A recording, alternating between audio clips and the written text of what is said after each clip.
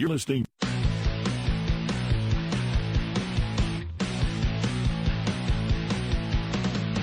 Now, it's Red Eye Radio. Gary McNamara and Eric Harley talk about everything from politics to social issues and news of the day. Whether you're up late or you're just starting your day, welcome to the show. From the Uniden America Studios, this is Red Eye Radio. Hello and welcome. He is Gary McNamara. I'm Eric Harley as we begin a Friday. Gary, hi. I'm doing all right. How are you? I'm hanging in there. Are you? Yeah, it's a Friday. Yeah? Let's mail it in. Yeah. Well, if Mayorkas, listen, Gary, I can't tell you that I'm going to mail it in, but I can get that information to you at a later time. I'm going to Mayorkas it in. We plan to put in as much effort as Mayorkas does in doing his job. Did you see that he when he testified 2 days ago, said he doesn't know anything about California's sanctuary city laws? Yeah. In fact, he claimed he doesn't like sanctuary city laws. Sure. And then they said, well, what about in California? He said, I'm not familiar with it. Yeah.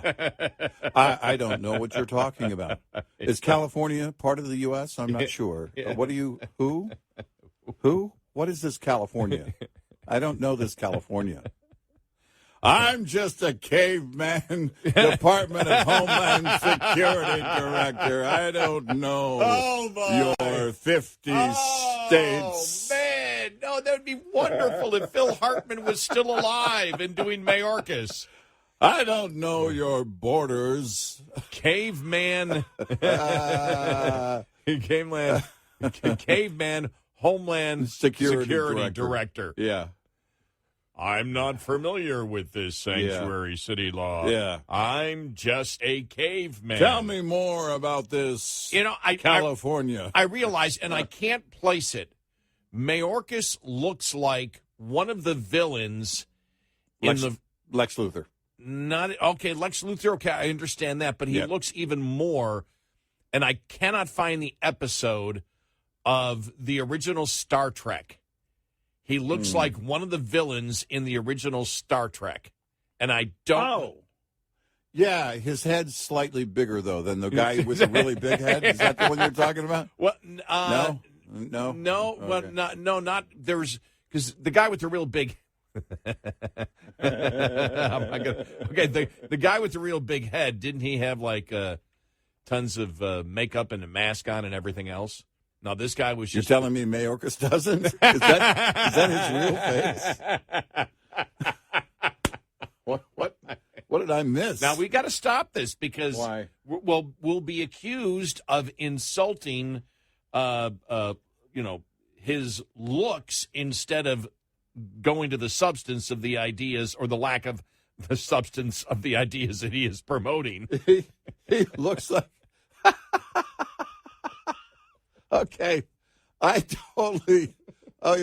every time I think about the Donald Pleasance character from Bond, which is what Dr. Evil is based on exactly, it's like the carbon copy. Oh my gosh, he's Dr. I Evil. always put Michael Myers' face in it, which is weird because Donald Pleasance was also in Halloween, which had a bad guy named Mike Myers.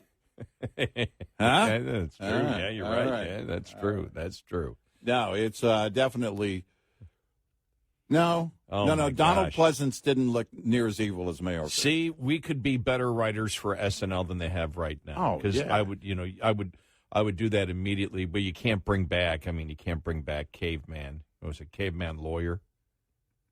Oh yeah, you can't. There's no way to redo that without Phil Hartman. Yeah, you can't. We really can't redo that. Because who was it? It was. We just mentioned her the other day. Give me a clue. Oh, she was on Mike and Molly. Mike and Molly. Oh, okay. I'm just totally blanking Melissa on her name. McCarthy. Yes. Yeah. Do you know she redid, and I had forgotten this. I think I only saw it once. she redid the Chris Farley character, the van down by the river. No way. On an SNL update episode. No way. She said she was so nervous going out on stage, her legs almost gave out because it was such a big task to do. Because she loved Chris Farley so much that redoing that character, she realized was just this humongous task, and it's the most nervous she has ever been going out on a live stage. I saw her being interviewed with Sandra Bullock. Remember they did the movie The Heat? Yeah. I love that movie. I remember she's a detective, and she's the cursing that comes out of her mouth is unbelievable. Well, the funny thing is they were talking about it, Sandra Bullock is the one in real life who curses like a sailor. Yeah. And Melissa McCarthy is exactly the opposite, apparently. Yeah. And so they were playing. I love Melissa McCarthy. So do I. I think she's wonderful. I like the silly comedy. And I got to be honest with you. Before Chris Farley, I was not really into the physical comedy, with the exception of maybe Lucille Ball. Lucille Ball could really pull it off because she could do facial expressions as a punchline. And other than that, I didn't, the whole, the physical comedy thing didn't really connect with me until Chris Farley. Tommy Boy, Black Sheep. It was just, to me, that was just fall down funny. When Mike and Molly first came out, I just remember, and I just don't watch much TV. I'm sleeping, especially and I have been over the last 18 years due to this show. Mm-hmm. And so when Mike and Molly first came out, I was just, I don't know if I read reviews on it, but I went, okay, what's it going to be? Just typical fat jokes or whatever, or wokeness or so. It was a great show. Yeah. Mike and Molly was a great show. Yeah. Billy Gardell, you see how much weight he's lost? Yeah. Oh, he's lost a ton of weight. But they had some tremendous character actors, in that. Yeah. And that was a funny show, really. Yeah. And so I saw it in syndication. So. Yeah. But all right, some updates on the whole Hunter Biden thing. Mm-hmm. And this sound like you thought I was going to.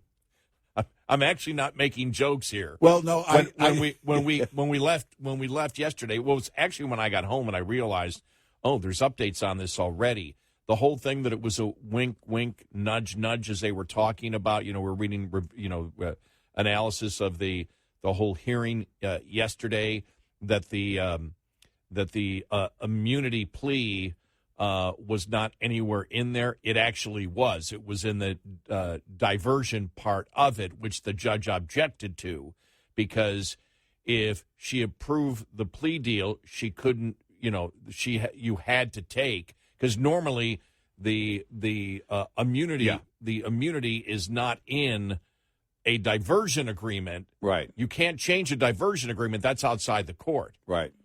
But you can change the actual plea deal, because there's two things. There was a plea deal, but the diversion's not a plea deal, so they stuck, which they never do. Right. And the analysis was they were trying to put one over on the judge by putting it in there, but she caught it. All right. She caught that and just said, what do you, and that was the part of it, because it's interesting, and I don't know whether it was, whether people had the wrong transcript in the media that were analyzing that portion of it, because there wasn't a lot of focus on that. No, there wasn't. I didn't see any focus on that day. But what didn't make sense to me was when they were saying, she said, "Well, wait a minute, I have no say in the diversion part of it," and that was part of what she was talking about. Okay, I remember that. Right. I remember her saying exactly. that. I just didn't know what she was referring to. Yes, I had not watched that Law and Order. And and so that's what happened. They tried to, and the analysis I saw yesterday is they tried to slip this by the judge and put it like on page 15 of the diversion agreement, so she wouldn't see it. But they didn't want to talk about it They didn't want to, but They were hoping she wouldn't bring it up. She caught it. And the other thing is, and I did wonder why it took the Republicans until the day before to put in the amicus brief that was 900 pages long. And I was wondering, why did they wait so long? And I just didn't know it was 900 pages long, but the judge talked about that and said she didn't get a chance to read it.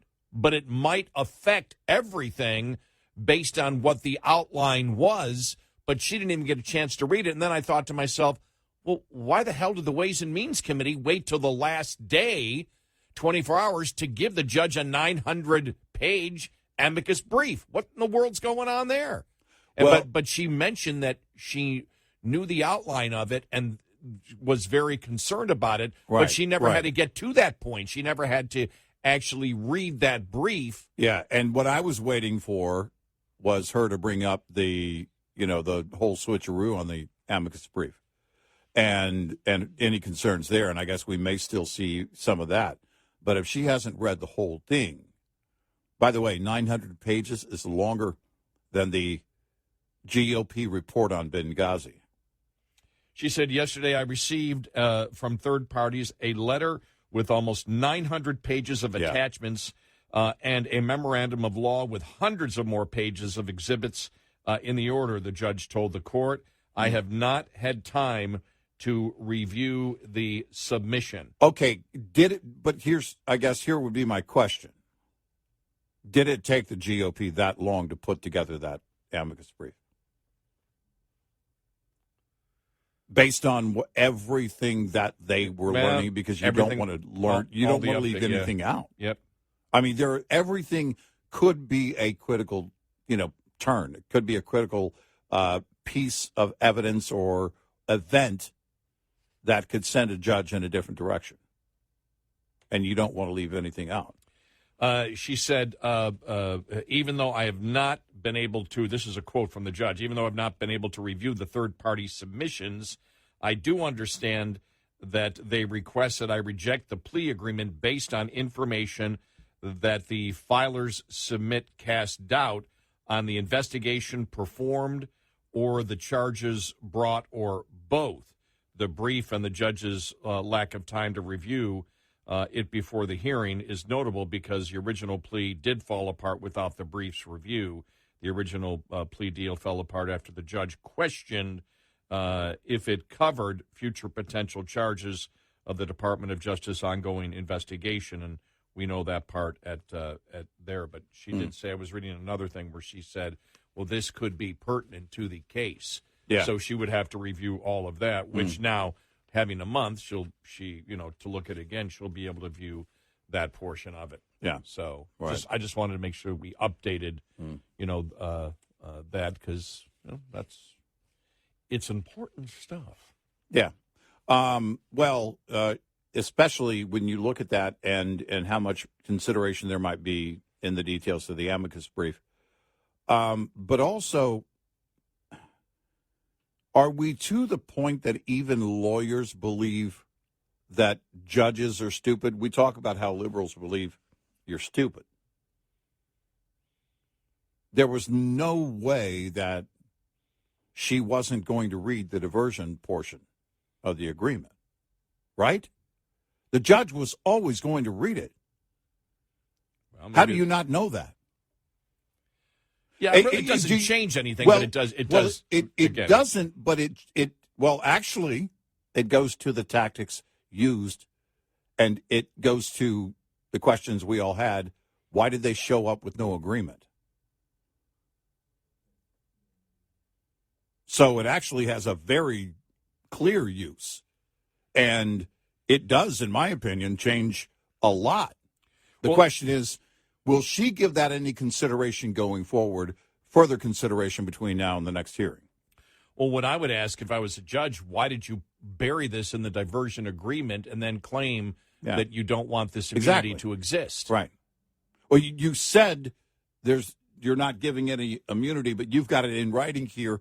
So are you waiting for the court to stamp this? You lied to the court. You're going to come back later and claim it was a mistake if anybody asks when you were asked about immunity? and you said something in court that was different in writing, I mean, that's Hillary Clinton tactic. That is more sophisticated than I would ever think that anyone named Biden would be connected with. Interesting yesterday that Karine Jean-Pierre will have that audio cut coming up where she was asked if the White House would consider pardoning, Hunter. No. And then they tried to follow up, and she just moved on. She interrupted. She interrupted, and she said, I said no. Yeah. Wow. There's the first time you've actually answered a question.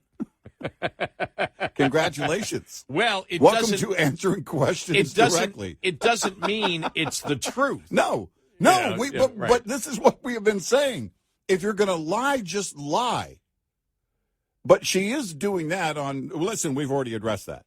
But see, the thing is that if you give the media lies, they're okay. The mainstream media is okay with the lies. Just give us something that we can carry out of the room and take to our readers, listeners, and viewers. We got a great show ahead. 866-90 Red Eye. On a hot summer day, the last thing you want to feel is a blast of warm air when you turn on your air conditioning. A malfunctioning AC system will leave you uncomfortably shifting in your seat. Not to mention, it can affect the safety and performance of your entire vehicle and your productivity. When issues with your AC system begin to occur internally, your truck will give you some warning signs. Those include a noisy compressor and a lack of water dripping from the cab drain tube while your AC is running. If you experience either of these warning signs, you should have your AC system inspected by a professional technician immediately. Listen to your truck and invest the time now to avoid spending more time in the shop later on. This report is brought to you by Shell Rotella. Shell Rotella, with advanced synthetic technology, is designed to help keep your rig running with more mileage and less maintenance. Coming up, more with Gary McNamara and Eric Harley. It's Red Eye Radio.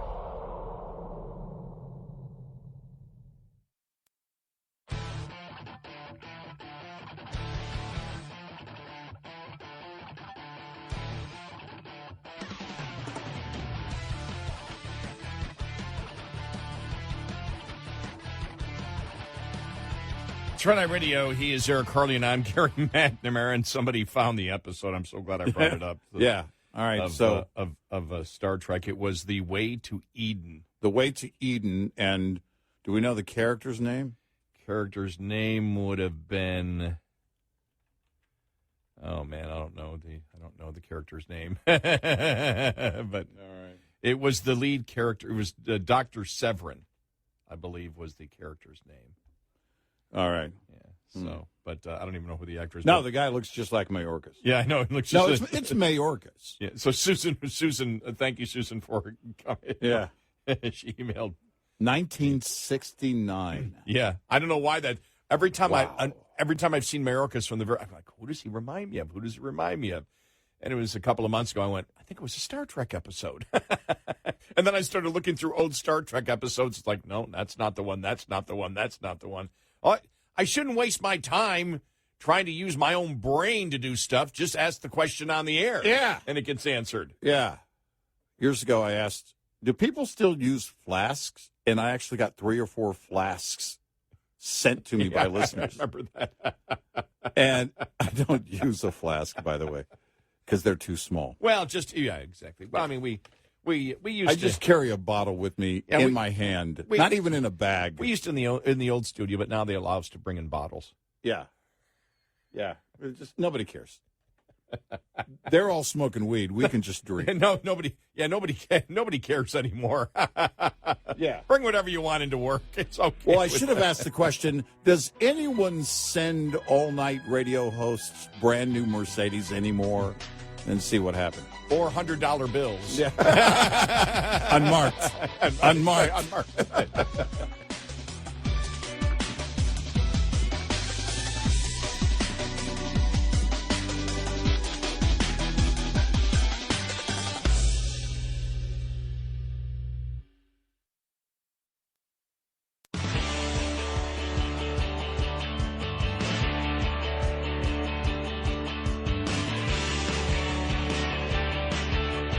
The Bonus Show.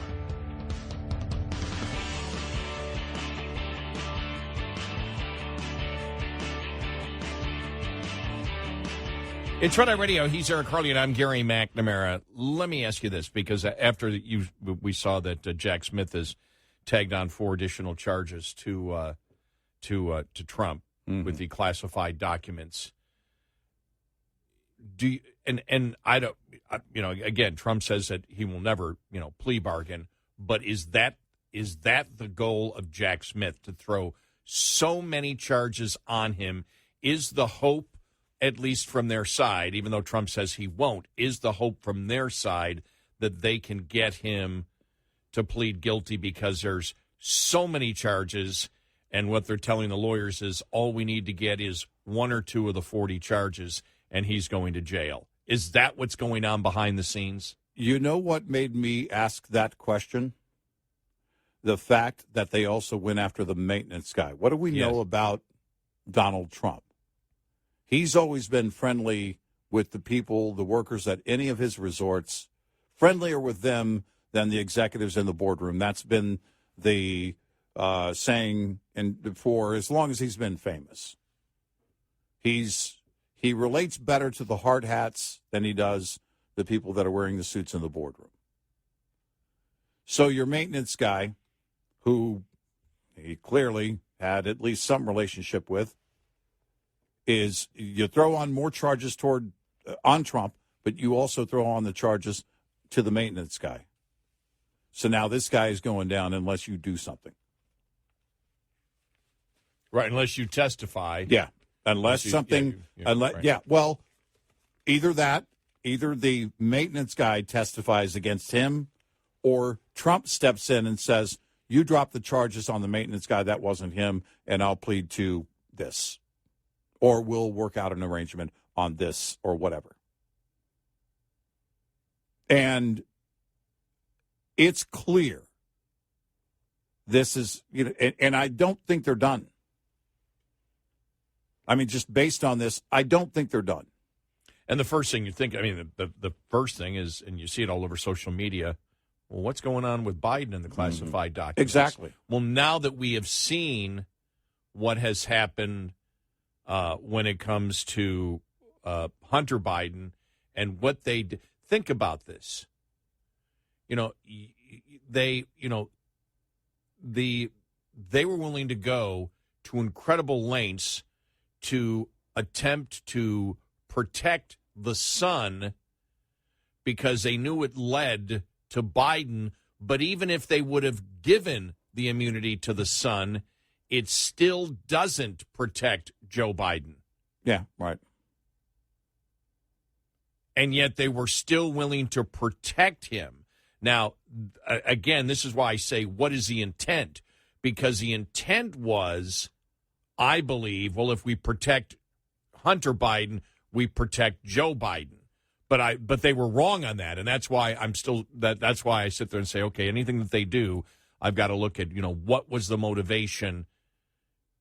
And is the motivation here with Trump to get him to plead guilty, even just to a couple of charges, and even if they just recommend probation or whatever? Mm-hmm. Because if they go through with this and they don't go after Biden for the classified documents situation, well, then you're going to have, you see it right now, the anticipation of many Republicans right now saying, look, we got enough to impeach, at least, to convince the American public.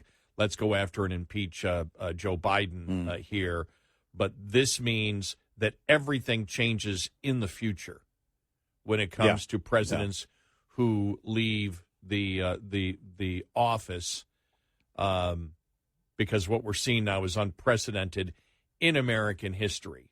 Well, and I wondered, too, is that why Hunter's staying at the White House and not the other 2 homes? They doing some summer cleaning? Well, that wouldn't, no, because the only reason I would say no to that is because it was a joke. They don't wish to go after him. Yeah, I wasn't being serious. But the entire thing is, honestly, is weird. It's strange that nobody's bringing up at all the Hunter or the Biden documents. What happened with the University of Pennsylvania documents, and what happened with the office? Yeah, we've heard nothing from that special counsel investigation. Because we were told that office was being shut down. Now, if there was an ongoing investigation, I don't know that you would shut that office down. Or do you just shut it down temporarily and move on? But nothing has come out now, of the Biden document. Now, the insane part of it on Trump's side is, right, if this is true, what the hell were you doing? What was your motivation? There is no motivation. For example, if you look at what the intent is, the intent was not to sell classified information. The intent was not to give it to anybody. What was the criminal intent? If these things are all true with Trump, right, that's the question that sits in the back of your mind. Well, what was his criminal intent? With Biden, we know what the criminal intent was. Well, here would be my question. Money. Yeah, here would be my question. Remember when Trump told Rolling Stone, I think it was, that they were spying on him at Mar-a-Lago? Is there another reasonable excuse for deleting the camera footage, any camera data, that you could apply here? Okay, and I don't know. Okay, but I'm going more with that. If he did do, I'm not that if it's all true that he did that. I'm going by that assumption, not that he had another reason, but if he did do that. Well, the reason I bring that up is for because, example, with the waiving of the top secret document, if that's what he was actually waiving. And that still hasn't been proven. If he's actually waiving the that's what I'm getting now, at. He said the burden of proof is on the prosecution. Right. But my point is, I'm not talking about the case. I'm talking about if Trump did do it, what was the criminal motivation behind it? And I can't find what the criminal motivation.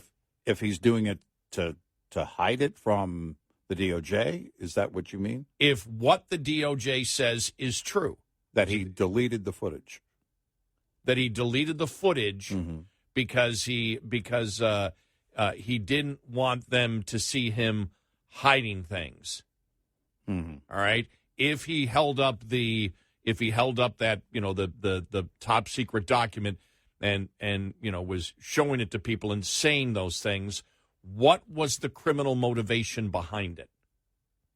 The greater criminal motivation that goes to another crime, not just hiding something from the DOJ. Right. What was the criminal intent of doing it? Mm-hmm. Now, with Biden, everything, the entire thing about Biden is the fact that his son was selling access to the president, right, in order for the president to push certain policies of the United States in order to enrich his family. I mean, that is, there was a criminal intent for what he was doing. The things that his behavior was based on another criminal intent to get money, basically to take a bribe. So all the behavior of meeting and all that stuff, well, that's harmless. And he's just in business. Well, what business was he in? Well, the business that they were in looks like, when you see the 20 LLCs, when you see the connecting the dots, you're talking about almost a family organized crime syndicate.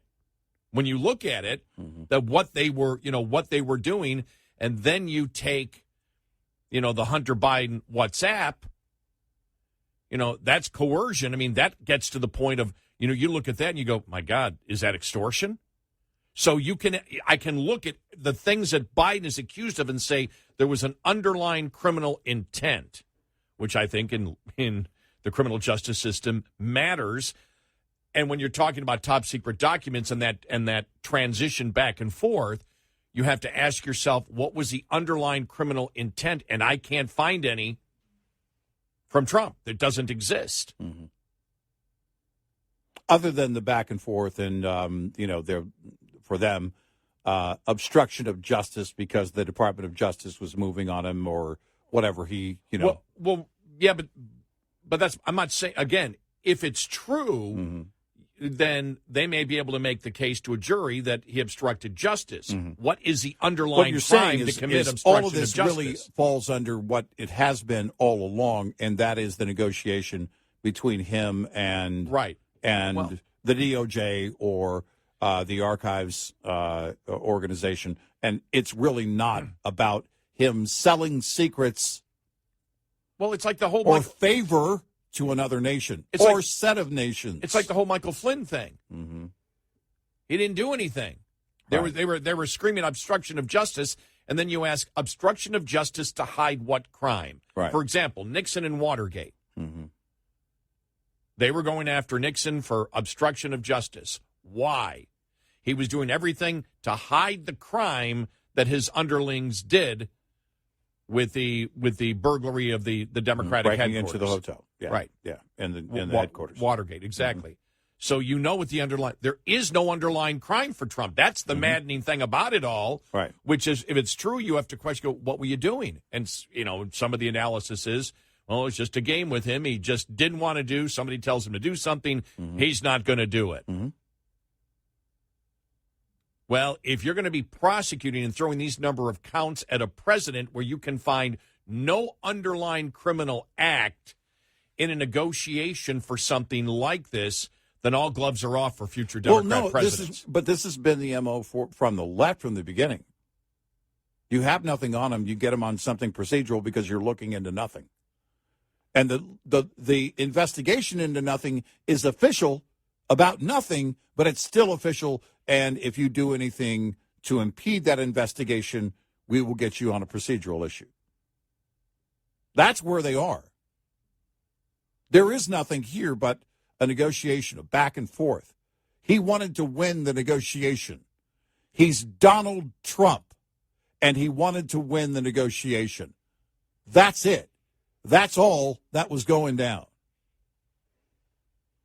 Meanwhile, the current president is clearly compromised by at least one, possibly two nations, including China. Yeah. Wake the F up. Jesus. But it changes everything. That's why when you look at it, you go, okay, what is it all about? I mean, when you look at an intent in the criminal justice system, as we know, is a major key factor. What was the intent? Why were you doing something across the board? Well, you killed somebody. What was my intent? Yeah, self-defense. Right. Oh, bye. You're gone. So killing somebody, it's what is the intent behind it? Right. What is the criminal intent? And that's why you have first-degree murder, second-degree murder, manslaughter, negligent homicide, and then self-defense. Right. 866-90-RED-EYE. Get in touch with Red Eye Radio, toll free at 866-90-RED-EYE.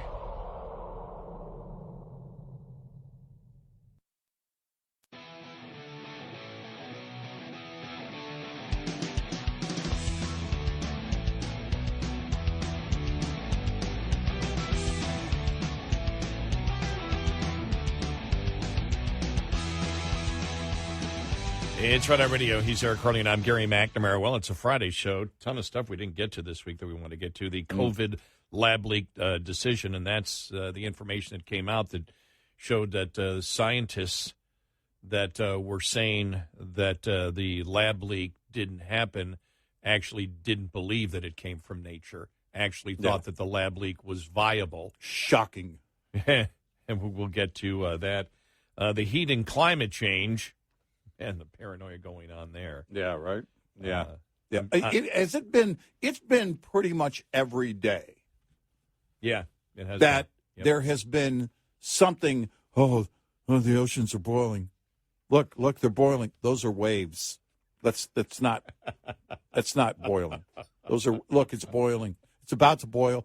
You know what I saw the other day from, I think it was New York Times. It was New York Times and Washington Post. They all meld together because of the heat.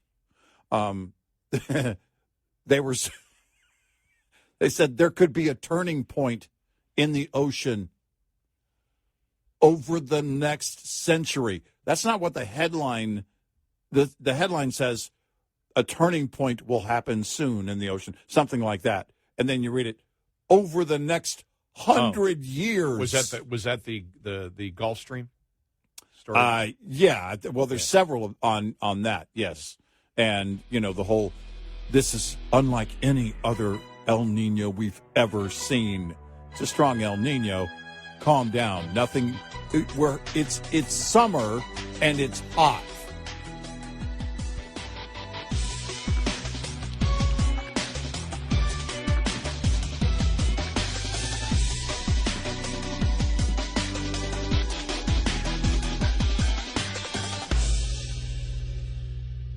This is Red Eye Radio on West.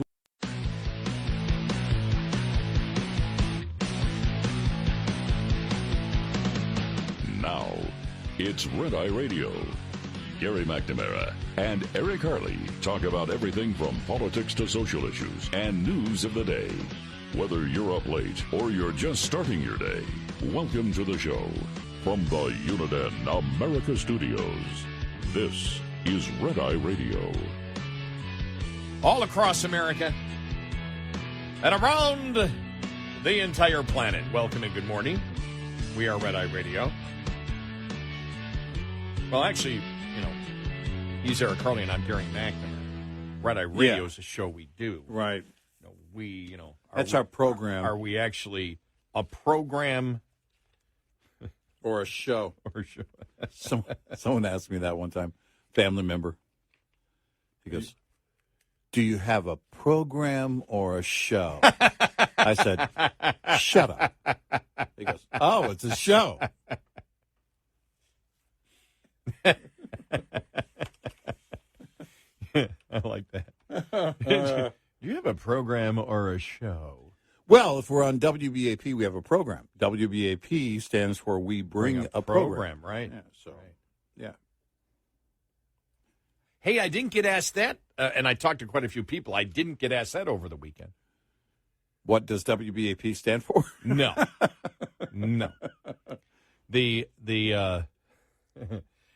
So, like, you're on the radio. Oh no! It always starts at, I hear you're on the radio. So, like, you're on the radio, and like, when you talk and give your opinion, are you actually giving your opinion, or do they tell you what to say? They. It's like, who do they think they is? I still go back to the favorite, that caller we got, I don't know, maybe 10 years ago. You guys are just following the talking points. Go, what do you think? Do you believe that every morning, like at 9:30 in the morning, Eric and I go on our computers and we have the marching orders from the New World Order? And the guy says, yes. That's such garbage. They come across at 8:30. Exactly.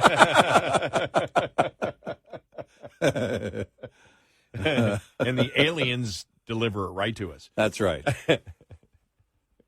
Yeah. I'll never forget that. That was so funny. I think we laughed for about a half hour. He goes, yes. I was in a conversation earlier this week. It was on Monday with a very nice person, but they were talking about working overnights, and they said, "Yeah, I work overnights." I said, "Oh yeah, I do too." And she said, "Yeah, well, I've worked overnights for 9 years." I said, "Oh, wow." She goes, "How long have you worked overnights for?" I said, "Almost 27." She says, "Oh my gosh."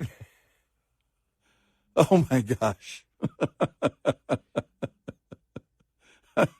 Well, if I hadn't found, because you remember when I first got here, I was trying to force sleep. Mm-hmm. Mm-hmm. I remember thinking, I can't do this. Mm-hmm. And I forgot who told me, maybe it was you, just sleep when you're tired. Yeah. Don't try to force the sleep. Sleep when you're tired. You should be regimented, but you definitely need to also sleep when you're tired. Right. Yes. And for me, it's twice a day when I get home. Mm-hmm. And then when my dentist, who's a sleep therapist, told me a few years after it, he said, well, what do you actually do? Because he's just like, the sleep therapists are like, you need to sleep 10 o'clock to 7 a.m. every single day. It's like, well, I can't do that. Mm-hmm. And I remember, because we got in this conversation, he just shaking his head, and I said, well, what shift should I work? Can I work a morning show where I have to get up at 2:30 in the morning? No, that's worse. All right, so I can't work overnights, and I can't work a morning show that I have spent the majority of my career either doing a morning show or a mid-morning show. But I was always up, by 2:30 or 4 and 5, or 4, even when I was doing the midday show. Goes, no, that's too early. Mm-hmm. So you're telling me I can only work afternoons? Mm-hmm. And then he said, well, when do you sleep? And I told him what I do, that I sleep twice a day, that I sleep when I'm tired. And I told him what I do on the weekends. And he goes, all right, that might be okay. And I said, why? And he said, because, we had talked about caveman lawyer earlier, but he said, early man slept twice a day.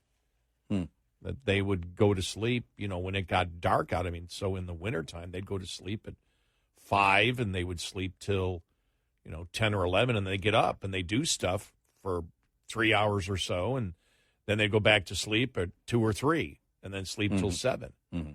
And he said, and I didn't know that. Really? He goes, yeah. He goes, now you're not on that exact time, but he said, but maybe you're close enough for your body. And I'm like, oh, okay, that's cool. Farming and ranching, quite often it depends on your operation. Sometimes it's nonstop, but you'll get up very early, and you get all the work done before the hottest part of the day.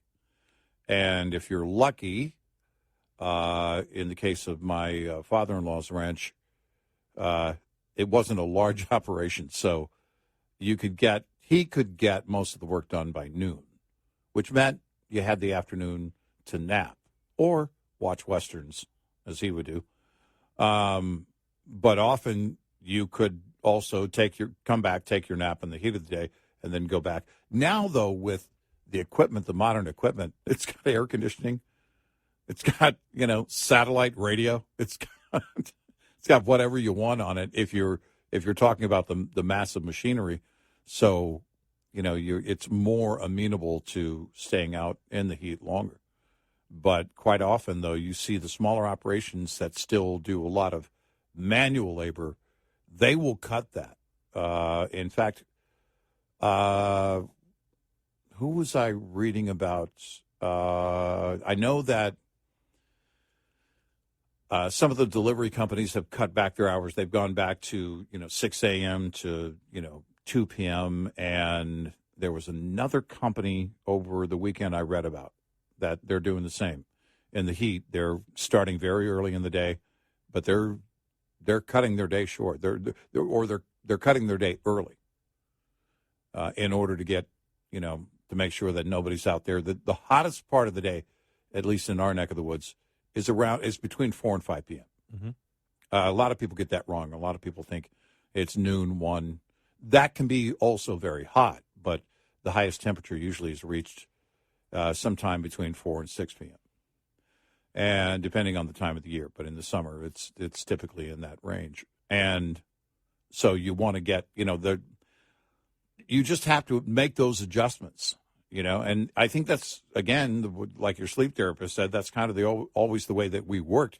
You worked when you could, when it met when it was the smartest. I was just telling my wife the other day, I said, all you people are suckers. I usually sleep through the hottest part of the year because, I sleep through the day anyway. But I usually go to bed at anywhere between, yesterday I went to bed at noon, which is extremely rare. This week I've been very tired, but I'll go to bed typically 3 or 4-ish. I shut everything off. And that's the hottest part of the day. So I typically don't, I'm not out in it because of my work shift. Yeah, I go to sleep usually between, 5 and 5:30. Mm-hmm. Sometimes, the other day I went to sleep at 4. I sleep when I'm tired. So, But if you would have ever told me just speaking about working overnights, if you ever told me when I started this show that I'd be doing this 18 years and would prefer it, that's the thing. I prefer this shift. I mean, that's the thing that blows my. I never thought, because I'll be sitting there driving to work, and I'll say, "You're going to work again," and going to work, and it's 10:30. You're driving to work. Mm-hmm. It's like that's cool. I mean, it's like there's no, and I get home at 20 after 5. It's like, oh, this is cool. Yeah. And I've just, I find it.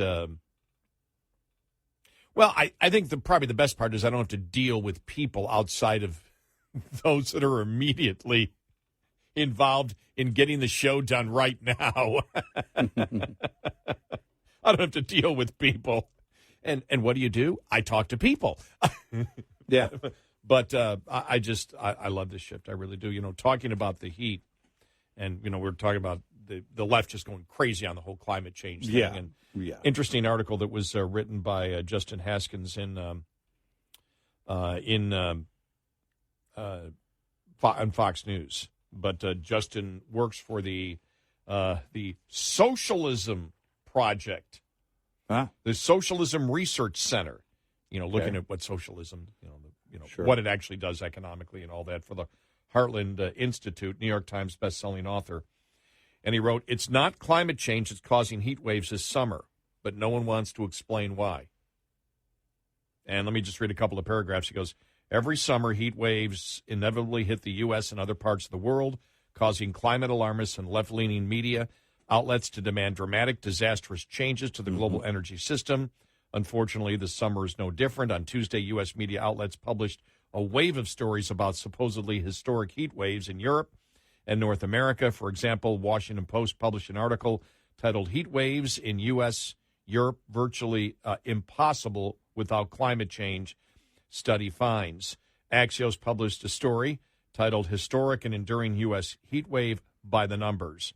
Although certain parts of the U.S. have undoubtedly experienced strong heat waves this summer, there's no reason to believe these weather events are evidence that the world is hurtling towards a climate change catastrophe. In fact, the best available evidence suggests that heat waves recorded a century ago were more problematic than anything we've seen today." Protests across Australia were organized as part of a global day of action demanding world leaders act decisively on climate to prevent catastrophic global warming. Well, government researchers have been tracking heat waves for more than 100 years. According to the data now from the U.S. Climate Change Science Program, which is made available by the Environmental Protection Agencies, the annual heat wave index for the 48 states was substantially higher in the 1930s than at any point in recent years. In some years in the 1930s, it was 4 times greater than now, or even more. That's interesting because when you were talking about how you sleep, I was thinking of my maternal grandmother who talked about a small farm that they had, but they would, back then you would grow pretty much all your own vegetables. I mean, it was the Great Depression, but they had grown up doing that. And they had at that time, I think 4 children. And she talked about that we would go out in the morning and work and then go back out in the evening and work. But that the heat was so intense because I went and stayed with her one time in the early 80s. I think it was 81. And in that town, it was reaching 115, 116 every day that I was there. As they write here, additionally, NOAA has a large database of daily temperatures. It goes back to 1948. NOAA used 1,066 weather stations located across the U.S. to collect the data. So they're using the same weather stations in the same areas. Okay. And we've talked about that problem, too. Yeah, right. With not using, when you use different ways to analyze now than you did 10 years ago. Sure. That there's going to be a difference. Right. According to NOAA, huge portions of the U.S. have experienced significant decrease in abnormally hot days recorded since 1948, especially in the Midwest and northern and eastern Texas, where we live. Although it's true that some parts of the U.S. have seen a number of hotter than usual days increase over the past 70 years, including in California and in the New York metropolitan area, both of which happen to be in areas where a large number of media outlets are located. Most weather stations have shown no meaningful changes or even declines. Meteorologist Anthony Watts, who works with me as a senior fellow at the Heartland Institute, analyzed NOAA's data in detail and found that 81% of weather stations used in NOAA's database reported that since 1948 there has been either a decrease or no change in the number of unusually hot days. If the available data so clearly reveal that there is no heat wave crisis, why are the media outlets suggesting the opposite is true? We'll tell you the answer coming up next, 866-90-RED-EYE. Surviving and thriving as an owner-operator has just as much to do with managing costs as it does with generating revenue. Understanding basic principles of operating costs can save you thousands of dollars a year. Costs are not the same each month. If 9,600 miles are driven one month and 10,000 miles the next, two different sets of costs apply for each month. For example, if your tractor payment is $1,850 per month and you drive 9,600 miles in the month, your tractor payment is costing you 19.3 cents per mile. Drive 10,000 miles, though, and that same payment will cost you 18.5 cents per mile. This is one of your major fixed costs while paying off a truck loan. The difference in this example is only a fraction of a cent, which may seem like small change, but it ultimately amounts to $960 more annually on the bottom line. Because though fixed costs do not go down over time, you can reduce your cost per mile with more paid miles. Owner-Operator Business 101 is provided by Shell Rotella with advanced synthetic technology. For more information, go to overdriveonline.com to the Overdrive's Partners in Business section of the website for more detail on Business 101 and many other topics. Get in touch with Red Eye Radio, toll free at 866-90-RED-EYE.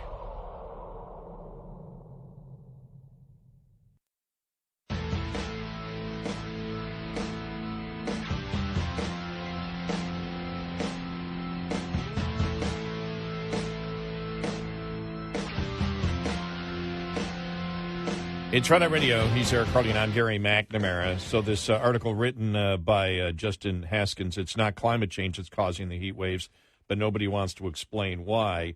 As he said, anyone that if the available data so clearly reveal that there is no heat wave crisis, why are the media outlets suggesting the opposite is true?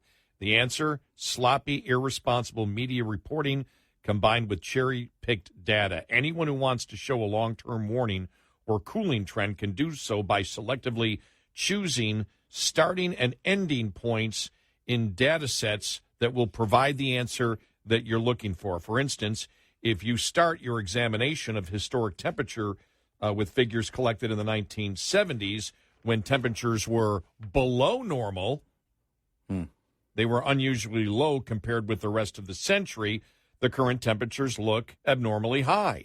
If you start around 2010, the temperatures over the past decade appear to have dipped below normal and are only now recovering. When many media outlets and left-wing politicians talk about climate change data, they almost always selectively choose a range that offers an incomplete picture of the larger available data set.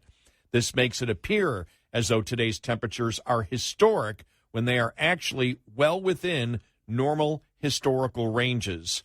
Another problem is that the media outlets have been using temperature forecasts in their news reports as if those figures were actual temperature data. A forecast is, by definition, a guess, and some alarmist analysts have recently made a bad habit of incorrectly predicting insanely high temperatures that never come to fruition.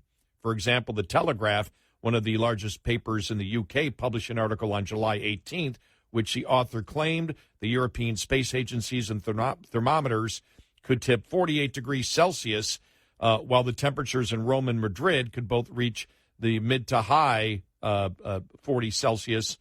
If the available data so clearly reveal that there is no heat wave crisis, why are the media suggesting that the opposite is true? The answer is sloppy, irresponsible media reporting combined with cherry-picking data. None of these predictions came true. In fact, some of them were off by several degrees or more. Yeah. And wow. we've talked about this. Yeah, sure. Every single catastrophic prediction made by the climate change alarmists, not one has come true. Each one was a dud. Each one.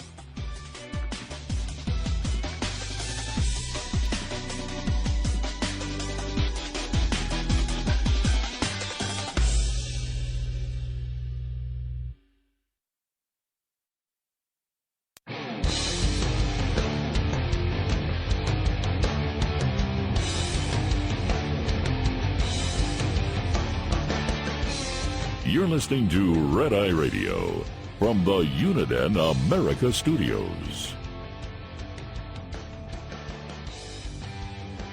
It's Red Eye Radio. He's Eric Hurley, and I'm Gary McNamara. So when we look here, and it's, we need to address this because every single day you're just seeing, because it's summertime and there's hot weather out there, that the earth is boiling. The earth is boiling to the point where we got to earlier this week, and that's why we wanted to address this tonight. The insanity of the LA Times article asking the question, is it time that we give up electricity?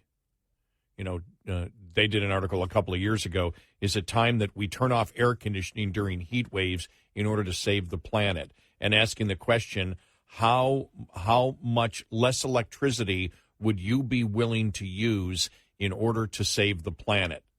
That, let's not have consistent forms of energy. Let's have undependable forms of energy that could go out at any time in order to save the planet. This is the insanity of the left right now. It was interesting, Bjorn Lomborg, who believes that, and I think I think he's probably being intellectually honest. He believes that man is affecting the climate, but everything that the left is doing to solve the problem is wrong. Yeah. Now, he doesn't know how much it is, and I don't think anybody does.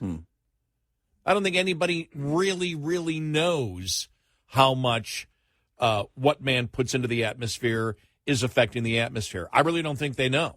By the way, Greta at this point agrees more with Bjorn Lundberg than she does John Kerry. Think about that. Because she's saying everything you're doing, nothing that you're doing is going to fix it. Right. That's a great point. Yeah. That nothing you're doing is going to fix it. But the left propped her up to be the mouthpiece. But they have different ways of going about it. Yes. He believes that, in fact, he just did an article the other day saying that even if it is heating up, that it's a good thing because more people live when it's hot than when it's cold. And he just wrote that gave the statistics each year. Rising temperatures save 166,000 lives.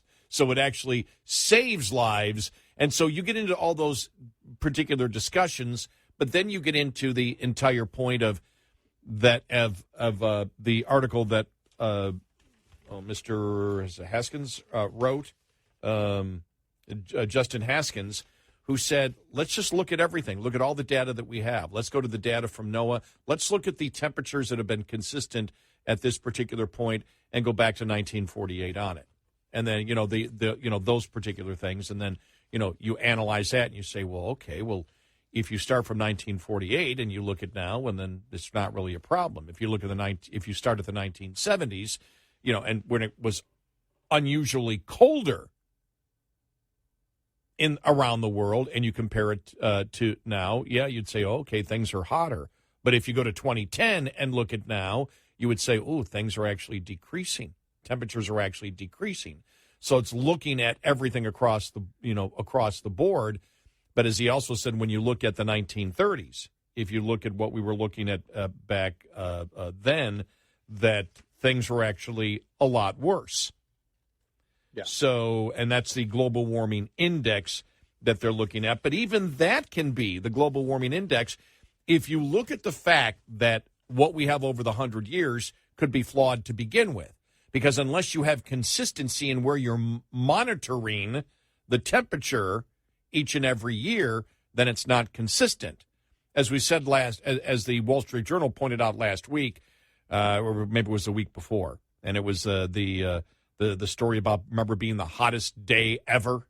Mm-hmm. It's that's not how it works. They're blowing smoke. I mean, they have no idea whether it was the hottest day ever. And then they talked about the fact that, back years ago, now a lot of the temperatures are adding, the satellite. The satellite, looking at temperatures. Well, we didn't have those before. So you have no base to look at. You have no base to look at if satellites were doing it in 1920, 1800, whatever. Mm-hmm. There is no basis to look at. Mm-hmm. And so it's all bogus. Yeah. And so when you look at the cherry picking that goes on here in order to do what? To do what? Have government control capital. Yeah. You're looking at if government controls the capital, we can save the planet. Well, they can't save the planet. It's impossible. No.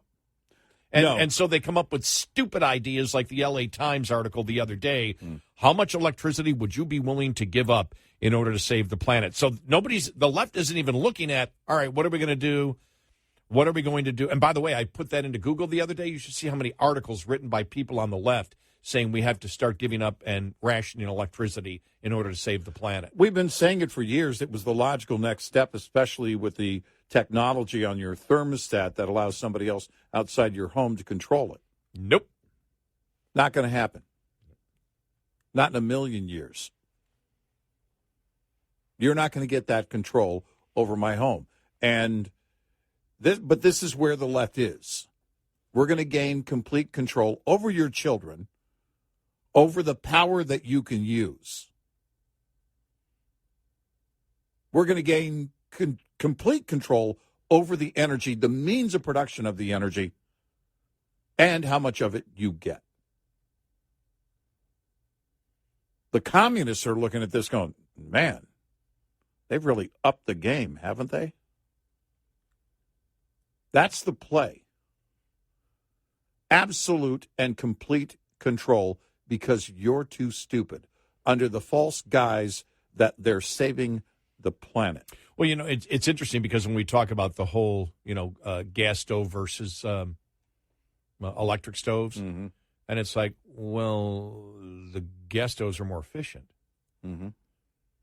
because you're going to have to have natural gas plants. Natural gas plants are going to have to back up everything that's out there. Right. Solar and wind cannot run on its own. And what they're saying is, yes, it can, because we're just going to have times when you don't have electricity. That's the left's the radical left's final goal. Yeah, right. Well, you don't need natural gas. Well, yeah, you do. We need consistent forms of energy. No, you don't. We need to learn to live without electricity. Right. What the hell are you talking about? If you want to use electricity, if you want electricity 24/7, you clearly want to kill the planet. Yeah. And the entire thing of, New York, for example, they're doing we talk about things that do the opposite of what they even wish to do. And we talked about when they didn't when Biden immediately when he took office and cut the Keystone Pipeline. By the way, good job by the Supreme Court yesterday, by the way, on the other pipeline, the West Virginia pipeline. Right. But it was like Biden does it. Kills tens of thousands of great union jobs. And then even John Kerry, well, ISIS doesn't provide health care. Okay, I'm sorry. That John Kerry. Yeah, that John Kerry. The same John Kerry that said that. Yeah. Even John Kerry said, well, no, the most efficient way would be to ship it through the pipelines because you get much more global warming gases into the atmosphere by transporting it by truck and train. Imagine that. So actually the pipeline would put less in it. It didn't matter. As long as it fits the narrative of solving the climate change problem even if by their own definition it doesn't, it's still the right thing to do because you're trying to do the right thing, even though you're doing the wrong thing by your own standard. Right. Yeah, that's logic I can argue with. Mm-hmm. Jeez. Seriously. And so you see that in the same thing with the electric stoves. Well, wait a minute. It's more efficient just to have gas stoves. Have the natural gas go right there, and then there it is. It does whatever you need to do. To have a natural gas plant that has to produce, the natural gas plant that has to heat the water in order to produce the electricity that then runs through the transmission lines that then goes to your house to do run your electric stove. It's a lot less inefficient. You're using more natural gas. Right. And the electricity is less efficient in heating whatever your element you're trying to heat, whether it's an entire home, a water heater, whatever it is. Exactly. Yeah. Yep. Gas is much more efficient. Yep. And it doesn't matter. Nope. It doesn't even matter. Doesn't even matter whether it doesn't fit their own agenda. No. As long as somebody says it fits the agenda, that's okay. Well, they build the model out, and you can't change the model. Go ask Al Gore. He admitted later, much later, that he lied about ethanol. Mm-hmm. And at the time, he was getting pushback on it. Because from farm to pump, it doesn't do what they say it did. Right. Al Gore had to admit, I lied in order to try to get elected. Which is why the aforementioned Greta jumped off the bandwagon after learning who these people are. You're not trying to do anything. Now, she's got a different agenda, as you mentioned, of her own, but she agrees more with people who believe that the left is doing all the wrong things than she does with the people who used her, propped her up to be their poster child. But the important note is she believes, like a Bjorn Lomborg and others, that the left is doing all the wrong things, but she would do completely different things than a Bjorn Lomborg. That's what I mentioned. Yes. Yes. And so that's how crazy it's become. And why is that?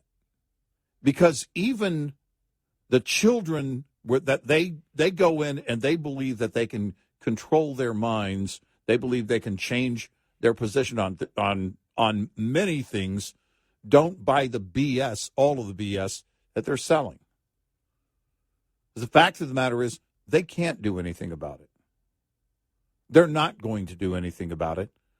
What this is controlling more of your money, your behavior, your language, your life, under the ultimate threat of the world is going to end. Well, the L.A. Times, again, the conclusion they've come to, well, are you willing to use now less electricity? Yes, which is why I'm canceling my digital subscription to the L.A. Times. 866-90 Red Eye. We'll be right back with more Red Eye Radio with Eric Harley and Gary McNamara.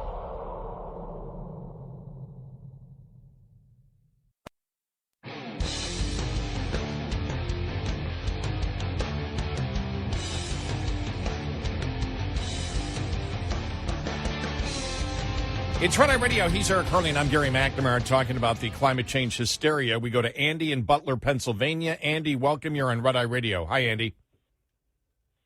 Hey, good morning. It's great to talk to you guys. I actually think this climate change thing, you guys aren't serious enough about it. The California paper asking, would you use less electricity? That's just a primer for the ultimate question, which is, are liberals willing to go to having a zero carbon footprint? In other words, are they willing to make the ultimate sacrifice and just, not be with us anymore? I really think liberals should seriously consider that for the good of the planet. Well, you know something, and I shouldn't have said less electricity. Go without electricity. Yeah, because right. without electricity is what they're actually talking about. Right. That your power would go off for 5 hours a day or whatever is what they're. So it's not like just using less, because we all want to use less electricity because our bill goes down if we can be more efficient in what we do. But just so you know, Andy, there was a climate alarmist about 10 years ago, and Eric and I did the story that said we need to get rid, and I think it was at least a decade ago because we only had 7 billion people. And he said we need to get rid of 6 billion. Oh, in order to save the planet. Oh, my God. Yes. And we cannot have it. Being tongue in cheek. No. And that you can't have any cities over 25,000 people. It's funny because Bill Burr in one of his stand-up specials actually does that joke if he were running for office. And he's liberal on many things. But he was like, look, you just have to be clear. A lot of you people are going to have to go. So what we've done today is we put some envelopes under your seat. Everybody reach under your seat. It was just, and he was like, no, hear me out. Like, people are obviously giving him pushback if he were actually up there on stage as a presidential candidate. But that's exactly what they're looking at. And by the way, the birthing rate has slowed dramatically. Yes. And we actually may be getting to the point because many liberals, not all, many liberals believe that it's wrong to bring any other humans onto the planet. Now, conservatives, quite often, not every time, want to have families. So if you follow the math, we just have to wait.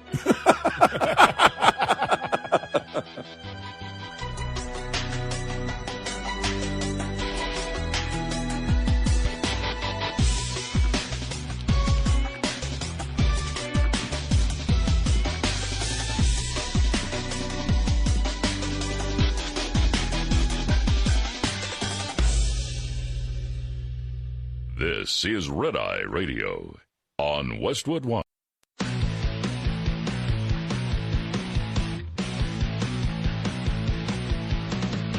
Now, it's Red Eye Radio. Gary McNamara and Eric Harley talk about everything from politics to social issues and news of the day. Whether you're up late or you're just starting your day, welcome to the show. From the Uniden America Studios, this is Red Eye Radio. All across America and around the planet, we are Red Eye Radio. He is Eric Harley, and I'm Gary McNamara. All across America and save the planet. This is why we exist. We're here to save the planet. Yes. Not the dirt, the people. I don't care about the dirt. You thought we were here just to discuss issues and give our opinion? No. We are here to save the planet. Yeah. Because none of you care as much as we do. Yeah. I just went outside and took my keys and went out and started my truck to leave it idling for the rest of the show.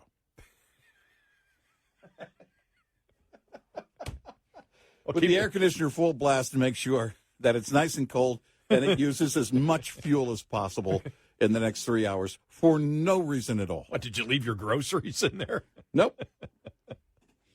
So since we're talking, we decided, hey, it's Friday, and a ton of stuff we didn't get a chance to talk about, this week, and one of them is the absolute paranoia on the fact that it's summer in the Northern Hemisphere. What? And it's summer, and in places it's hot. The Southern Hemisphere is protesting. They refuse to do summer this time of year. If the left can make it up as they go along, I can make it up too. And so we read the article by Justin Haskins, who said if you actually look at things where the base levels are the same, where, for example, you have weather stations at the same different places around the world for a significant period of time, you'll see that things really haven't changed at all. Yeah, right. Since 1948, and if you look back, they were really bad in the 1930s. When you look at it, the heat indexes are just out of control. And when you look at over the last 100, 150 years, got the graph in front of me. You look at it and you go, okay, the 1930s is where there was big problems. But since that time, if you look at the 70s compared to now, you would say, oh, look at the 70s compared to now. Man, the heat's going up. Look at this. But if you look at from 1948 till now, you're not going to see that. If you look from 2010 until now, you'd look at it and say, oh, wow, we're getting colder. So it's, if you cherry pick and pick out, whatever segment you want, you can make whatever argument you want. Yeah, but when sure. you look at the totality of it, of what we know, so which is very limited from what we know, you really don't see that. But we had also mentioned about the people out there that believe global warming is happening, but believe everything the left is doing is completely wrong. And John Stossel had a column in the New York Post, beginning of July, where he was talking about Bjorn Lomborg, who Bjorn Lomborg believes that man is affecting the climate. To what degree, he's not sure. He believes a little, but he's still, and I think being intellectualist, you really don't know, but he believes it is because of what we're putting into the atmosphere. So Stossel starts it. He said, I asked people on the street if you could spend $30 billion trying to solve the world's problems, what would you spend it on? Said a few: build houses, address homelessness, spend on health care, redistribution. No. But the most common answer was fight climate change. Really? Climate change is the world's most important problem? I'm trying to sound like Stossel. Yeah, exactly. Really? Really? Climate change is the most important problem? And then he quotes Bjorn Lomborg, president of the Copenhagen Consensus Center. It's not surprising if you live in the rich world that that's the answer. Lomborg has spent 20 years consulting with experts from the United Nations, non-governmental organizations, and 60 teams of economists seeking consensus on how to address the world's biggest problems. He said the point is not that climate change is not an issue, but we need to have a sense of proportion. He says that while climate change may cause problems someday, if you live in most other places on the planet, you're worried that your kids might die from easily curable diseases tonight. That's why it's important to ask ourselves, where can we spend dollars and do a lot of good versus just a little good? He said 20 years ago, the United Nations issued development goals. He said, surprisingly, he says they actually help people. Why? Well, the goals were get people out of poverty, hunger, get kids into schools, stop mom and kids from dying. That effort, plus global capitalism, lifted millions out of poverty. Unfortunately, now the UN pushes sustainable goals that promise everything to everybody. Get rid of poverty, hunger, disease, fix war, corruption, climate change, says an exasperated Lomborg. But a Bank of America reports that fighting climate change alone would cost trillions. Even that might not affect the climate very much. Lomborg said we spend way too much money ineffectively on climate. Not only are we not fixing the climate, we're also wasting an enormous amount of money that could have been spent on other things. Lomborg's new book, Best Things First, says $35 billion could save 4.2 million lives in the poor part of the world each and every year. For example, screening people for tuberculosis, giving medicine to people who have it, making sure they complete their treatment would save up to 1 million lives a year. Nobody in the rich world countries dies from tuberculosis, but in poor countries, they still do. Spend $5.5 billion, you could save most of those people. Hundreds of thousands more die from malaria. Buying bed nets with insecticides that kill mosquitoes would save lots of lives. So it's spending basic around the world on basic vaccines for kids. These ideas are common sense. They cost much less than we spend now pretending to manage the climate. You want to help people? I say to Lomborg, yet people hate you. He goes, well, some people hate me, he laughs. One shoved a pie in his face Others call him the devil incarnate, a traitor who needs to be taken down, all because he points out that the world has bigger problems than climate change. Then John Stossel says, and I have to do this because you know how Stossel will ask the question, he'll play devil's advocate. Climate change might kill poor people, too, I point out. It certainly will, and climate change is more damaging to poor people, Lomberg replies. But remember, everything is worse for poor people because they're poor. Unmitigated scaremongers leads to effective political action. We need to have a conversation about where we spend money well compared to where we just spend money to feel virtuous about ourselves. I mean, he sees it. And so here's somebody who believes climate change is happening, believes it may be a problem someday, believes it's not a problem now because it's better than cold weather. Cold weather kills more than that, and that's what we brought you just the last part of last hour. Lomberg talking about the fact that so far, if he believes the temperature has gone up a little bit, it saves lives. Yeah. Cold kills people, kills a lot more people. Heat kills people, but not as many as cold. Right. And so he looks at it and goes, that's why he says maybe down the road it will damage us, but right now it's not. And everything that we're spending money on, trillions of dollars, is completely not effective whatsoever when we could, if the goal is to save human lives, we could save a ton of human lives. Yeah. Right. So it's interesting to get it from that perspective. The people that believe, yeah, it's probably happening. Is it serious? No. One question we've always asked, though, and I think it's a very important question. Now, I go back to doing talk radio since 89. And 1989, to be clear. 1989, yes. I did not become a talk radio host in 1889, which I believe was just getting out of the what do they call it, the mini ice age. Yeah, that would have been post hear ye stage. Yes.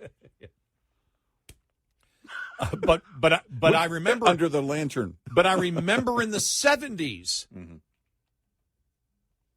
I didn't become a talk host till 89, but I remember in the 70s where they were saying we're all going to freeze to death. But you look at all the major catastrophic predictions that have been used to scare you to death. Not one has come true. Not one. And so you ask the question, if I'm being told that I need to care about saving the planet and I must abide by what you are telling me that I need to do, yet the side that you're on, every single catastrophic prediction that you made, and there's been dozens upon dozens upon dozens upon dozens, not one has come true. When you have the real first leader of the climate change movement, international leader, Al Gore, admitted that he lied in order to get elected about the first major push internationally, which was for ethanol, and he lied about ethanol in order to get elected. Why should I believe you? If I'm just a normal person out there, I don't know anything, I just go about my life every single day, why should I believe you when every single catastrophic projection that you have made and prediction you have made has not come true? When am I supposed to say, look, you need to come up with better proof because everything you've told me so far has been wrong? Right. Is that logical? Is that right? I think it's a logical place to be it's for it's a most natural people. Place to be, to question a group of individuals who has been consistently wrong on something when they keep repeating it over and over and over again. But it's a lot like, other items off of their agenda. You and I have heard it over the years. I've been doing talk radio for 2 hours and 11 minutes and 54 seconds. And I can tell you that, that's a stretch. I've been doing this for a few minutes, and we have heard from liberals that, but we haven't tried single-payer system here in the U.S. We're the U.S. We'll do it right. Or they were doing it wrong before. Everybody did socialism wrong. Now we can do it right. Well, the fact of the matter is, when it comes to this item here, well, they weren't right the first time, but they're right now. They weren't right in 1989 when they told you that if you live in D.C., by the year 2000, you're going to have to take a gondola to work. They over and over and over again. They're screaming right now about the heat, but one of the things that actual meteorologists have been talking about is that a strong El Nino also means for the southern tier, it could be a wetter and colder winter. And having done the whole freeze apocalypse a couple of years ago here in Texas, we're very excited about that prospect of having a colder, wetter winter. Yeah, we'd love for the solar panels not to work. And the windmills to break down again and not be prepared. Because we don't have the backup natural gas or the capital investment into natural gas to make sure it can handle freezing weather. It was wonderful. But they'll be screaming, of course, then, right now they're screaming about the heat in the summer. Then they'll be screaming about and then we always make the joke about them having their climate change meetings in the dead of winter in the coldest parts of the world. I know. What are you guys doing? Well, it's not just because one cold spell doesn't mean that. Yeah, but in July, you guys were screaming. Yeah, well, they're screaming right now. Exactly. That's what I mean. Yeah, in July, you're screaming, it's the hottest day ever. No, it's not. 866-90-RED-EYE. Get in touch with Red Eye Radio, toll free at 866-90-RED-EYE.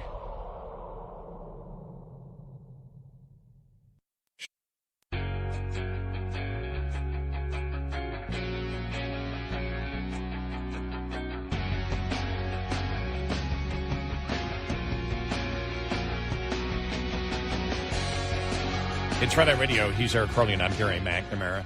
To continue the narrative on the climate change hysteria that we've seen here in the month of July, and I asked a question to our liberal friends again with the fact that we know that all the predictions that have been made since the 1970s of the catastrophic predictions that have been made, where not one has come true, not one. Mm-hmm. When should we start doubting your ability to predict or be suspicious of your motives, especially when we know, and we see it right now with, when AOC came out with the Green New Deal that was endorsed by the Democratic Party. Yeah. And now you see Joe Biden, what do they wish to do? They wish for the government to tax people so the government can decide what products they will force you to buy because you'll have no other choice. And the government will subsidize the private industry that produces these products because they can't make a profit on them. Yeah. And so you look at it and you say, well, that seems to be socialism to me, where government wants to control a lot more of the capital instead of actually, if you're going to use taxpayer dollars, as Bjorn Lomborg pointed out, you could save a heck of a lot more lives doing it some other way. And you wish to take and control much more of the economy when you've been completely wrong on all the catastrophic predictions that you've made over the last 50 years. Every one never happened. And so many of you may be living in the bubble of today. Well, it's hot, therefore I think it's true. Yeah. Well, no, that's what they count on. They count on your ignorance of the moment. And many of you don't know. I do because you're old. I'm old. And so I've heard all of the, which I now know was complete bull over the last 50 years, that we do something now or catastrophe is going to strike. None of it ever happened. None of it. None of it. So when will you start doubting? Or do you believe, if you're on the left, that the government should take all of your money and decide where to spend it because they can spend it better than you? When you start living in a society that says, we can spend your money, we can take your money and force you to buy products that you're not asking for, that you can't afford. And even with the subsidies, the companies can't make money. And are you willing to hand over more of your paycheck for that? Do you actually believe, if you're on the left, that Joe Biden knows how to save the world? Do you really, really believe that? Just because he cured cancer doesn't mean he can save the whole world. Okay. I was wrong. I forgot. He said it this week. Yeah. I didn't know it. I didn't know. Did anybody else know that we cured cancer this I week? was actually in a hospital cancer, on Monday. We cured cancer as we know it. There's the question. The DCEs, not even legalese, the DCEs. What is cancer as he knows it? Karine, the president, anybody ask her that question? Yeah. The president said this. Well, he said, as we know it. What do you mean cancer which as means, we know it? Which means what? I've just answered your question, as we Right. know it. Right. I've answered that question 1,000,000 times. I've answered it 2 billion times. Well, no, you have answered. What does that mean, then, that you've cured cancer as we know it? What does that actually mean? I just told you, as we know it. Yeah. But what does that mean? I'm not going to answer your question. Next. Exactly.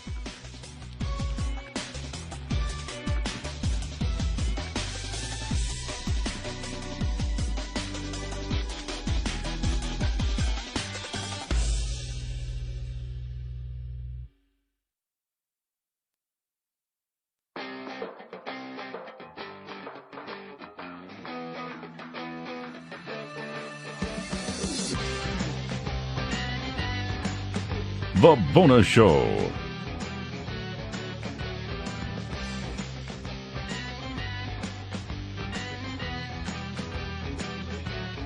It's Red Eye Radio. He's Eric Harley, and I'm Gary McNamara. God, just reading this story here. I saw part of it yesterday.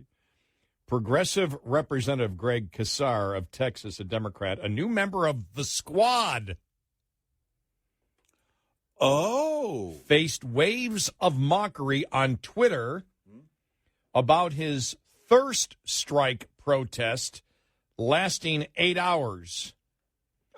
He said, yesterday was incredible. I was honored to be joined at my thirst strike by workers in Texas and across the nation and by lots of colleagues pushing for federal heat safety protections, the congressman tweeted. 8 hours without water and food. But I'm more energized than ever to get this done. Okay. Many commentators across Twitter saw the demonstration as far less of an achievement, with some claiming the premise of his protest was not even accurate in the first place. Democrat Greg Casar went 8 hours without eating or drinking something. To normal Americans, that's just skipping breakfast or lunch at work. Or going to sleep.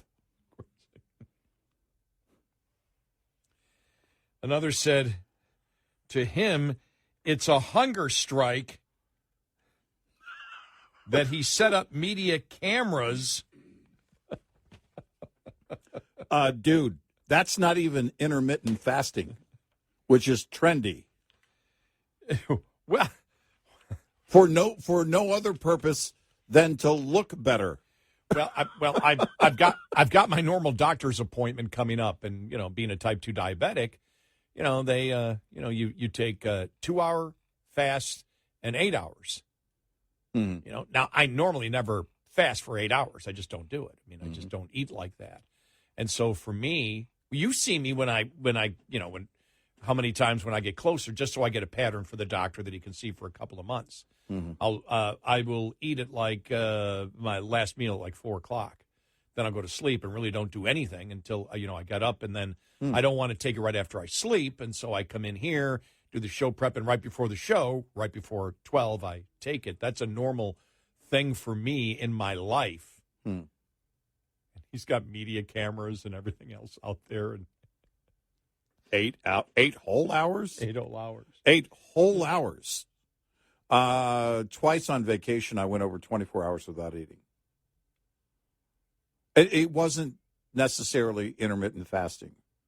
It had to do with a number of different things.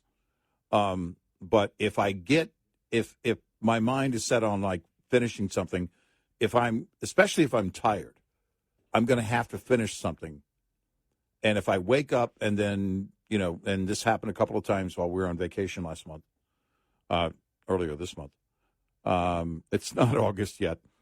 And we woke up early in the morning and we got busy doing things. And I was kind of doing a couple of different projects.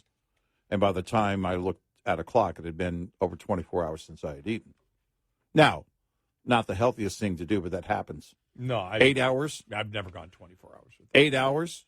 And for me, it didn't, I didn't, because I never go without water in the summer. That's, but I do go without water 8 hours a day. Every day. Because I go to sleep. Even if I don't sleep 8 hours, every day, there's an 8-hour period that I go without water.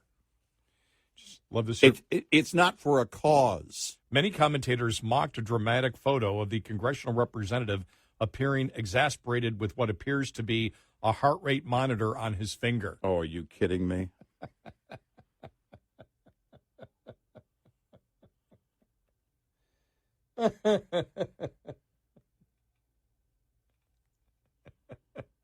Wow.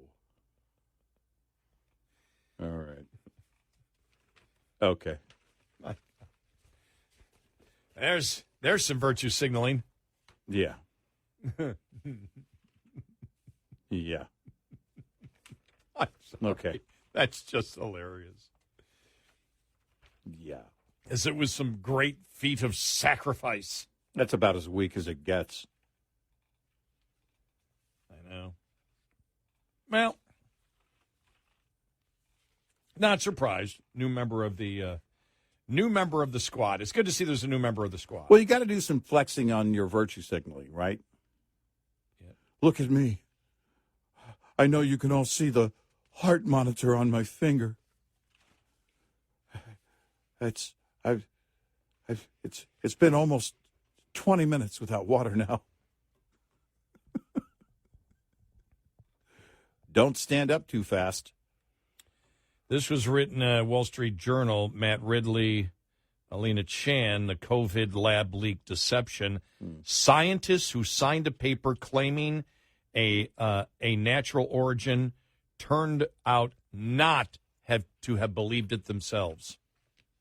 Shocked. Wow. On March 20th, the journal Nature Medicine published a paper by 5 scientists talking about the origin of SARS-CoV-2 that dismissed any type of laboratory-based scenario for the origin of the pandemic.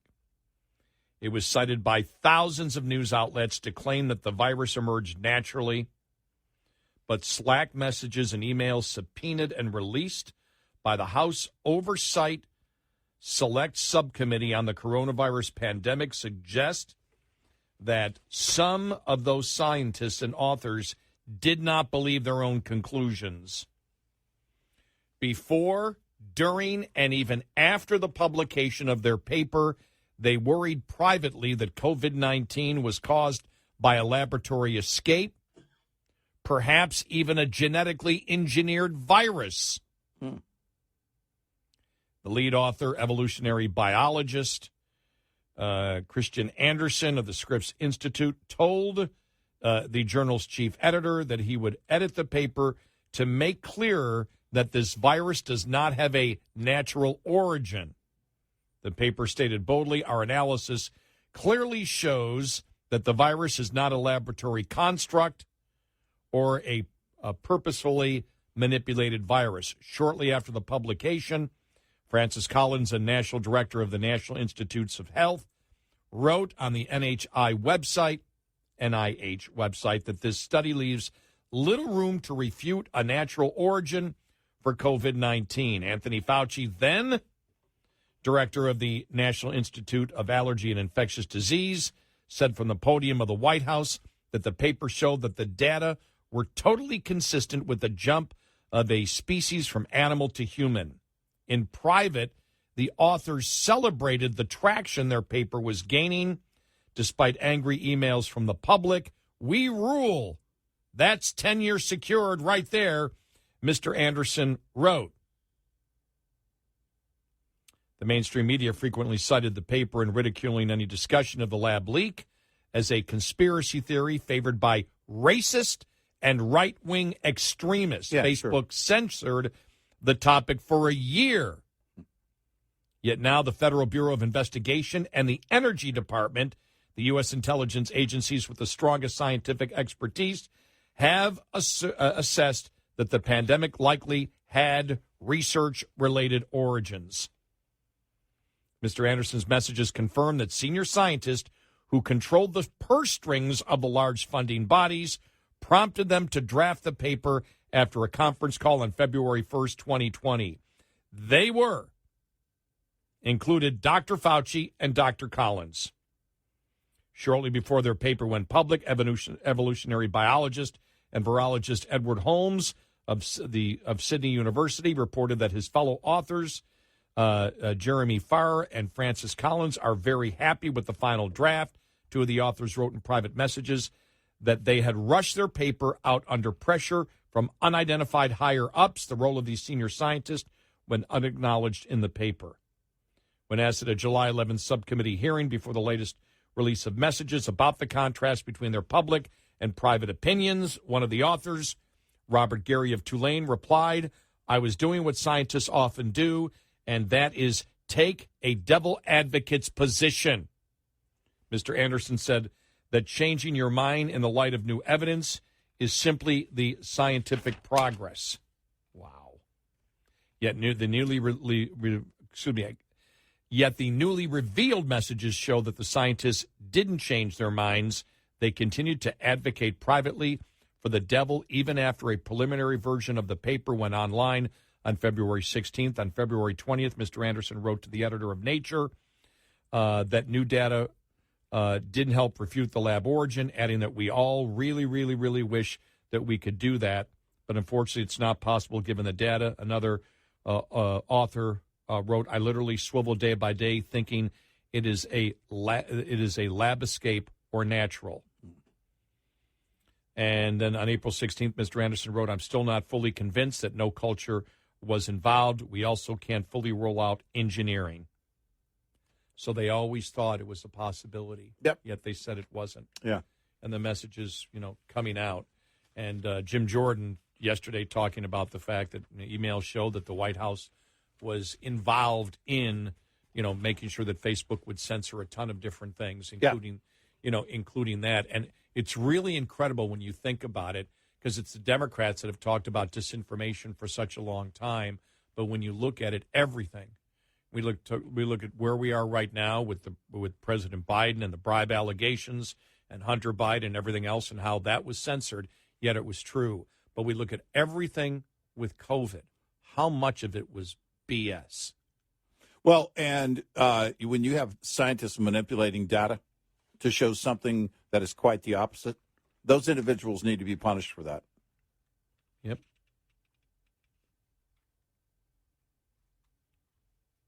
I don't know what laws apply. I don't know what rules apply in any licensing or certification process, but they absolutely need to be punished for that. So why did they publish a paper denying the laboratory origin was plausible? The answer may lie in their own messages.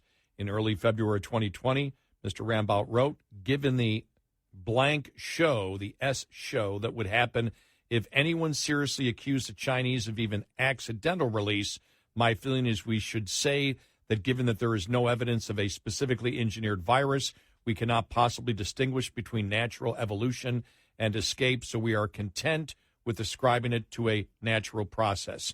Mr. Anderson said, I totally agree that that's a very reasonable conclusion, although I hate when politics is injected into science, but it's impossible not to. That's a load of horse manure. We're worried about upsetting China. Yes.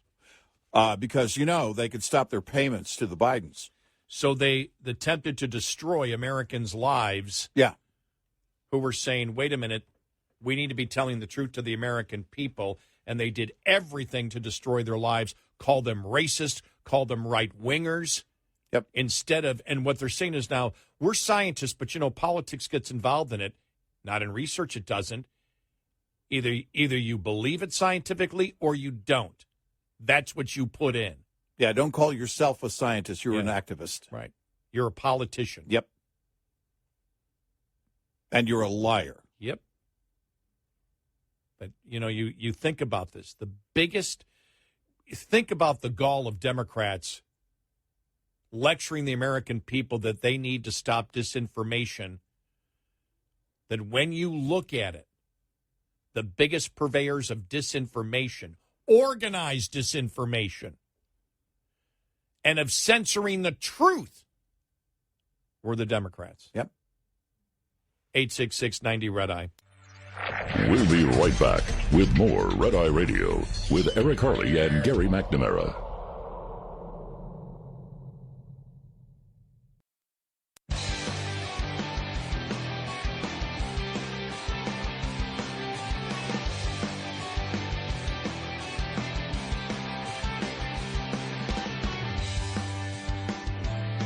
It's Red Eye Radio. He's Eric Harley, and I'm Gary McNamara. Coming up following the top of the hour, apparently Claire McCaskill has become one of the crazy Democrats. Ah, yes. She said it again. She said it again on MSNBC yesterday. Yeah. What's going on here. Yeah. The Republicans are they're attacking Biden over loving his addicted son. Uh-huh. And if people wonder why we say she's becoming one of those crazy Democrats, is because of the desperation ad that she put out back in 2020 or 2018. When that she was 2018. When she lost her seat. Yeah, it was 2018. So she put out an ad with two people talking about the Democrats and saying, yeah, but Claire McCaskill, she's not one of those crazy Democrats. And we really analyzed that ad and said, wow, that's in the narrative. They used that term.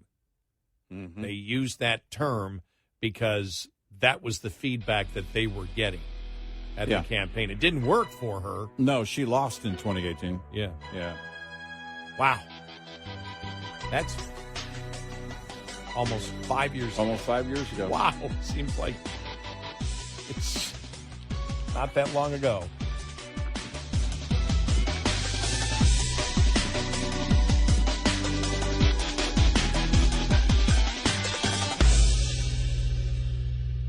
This is Red Eye Radio on Westwood One.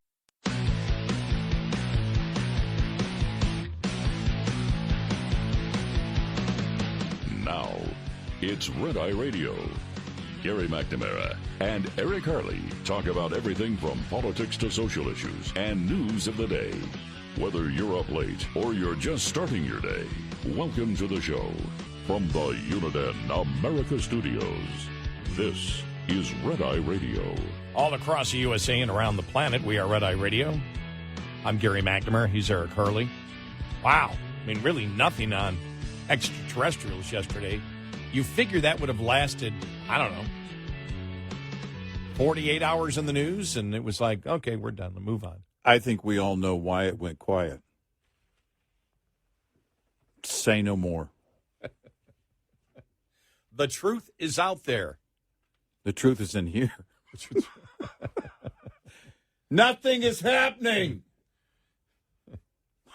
I got your truth. I got your truth right here, pal. The slogan from the X-Files. The truth is out there. Yeah. It's not. It isn't. That was Mulder's way of justifying his job. We must always be seeking the truth. Up to the age I reached the age of 67 and a half. And then the truth, well, can go take a leap. Yeah. It's... So I get my 20 years in. Look, what's Mulder doing these days? Is he retired, do you think, with the FBI? Or did he quit? Did Comey destroy Mulder's job? You know what? They could actually bring back that show where Mulder was finally he quit, right, because he was tired of the red tape or whatever, and then he goes into the online world of all right, and he's got his own website, former FBI agent. Blah blah blah blah blah. He's in the media. Alien chaser. Yeah, he's basically become an alien. That wouldn't be a bad idea for a show. What about Scully? Do they need each other to succeed? Well, do the characters need each other? I liked pairing of the two. I would like to see it. I just don't know. Her character was not as disturbed, going against the grain as he was. He was kind of out there on his own. He had his own. I would like to see some role for her because I like the character, but I don't know how the character fits in, But you could totally do that show today. And the thing is, he's kind of doing it. No. Instead of doing it online, he's really kind of doing it quietly. So you have all these people that are doing it online, and they're always contacting him. And he's like, nah, I don't want to, I'm not into doing, the social media thing. I don't want to do the, no. I'm just, doing my thing. I'm retired. I don't do anything. Except he's retired from the FBI, but he's not retired for the search. He's not abandoned his belief. And so he's just kind of working behind the scenes, off the grid, with his connections. Not really, though, the whole smoking man kind of thing, where you're meeting somebody in a garage at 2 a.m. and, and the lights aren't on. It would be more of a, he's just kind of out there doing his own thing quietly. Well, you couldn't have the cigarette smoking man, also known as Cancer Man, anymore because cancer's been cured this week. Yeah, right, exactly. Biden cured right, yeah. As we know it. As we know it, yeah. And I'm not a doctor, so I don't, there's things, a lot of things I don't know. When I think about back to the X-Files, it's not even any alien stuff that I remember.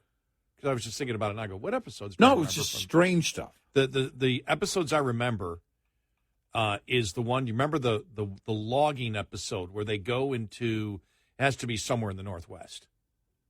And, these loggers are disappearing and dying. And so they go in to investigate, and they're cutting these old growth trees that are so old that these insects are inside the tree. That are ancient, and these insects come out. I vaguely remember that. And basically kill you and put you into basically a cocoon. Your body becomes enveloped in a cocoon, but darkness is when they come out. So if you have light will keep them from coming. And so Mulder gets hit by them, but they don't kill him.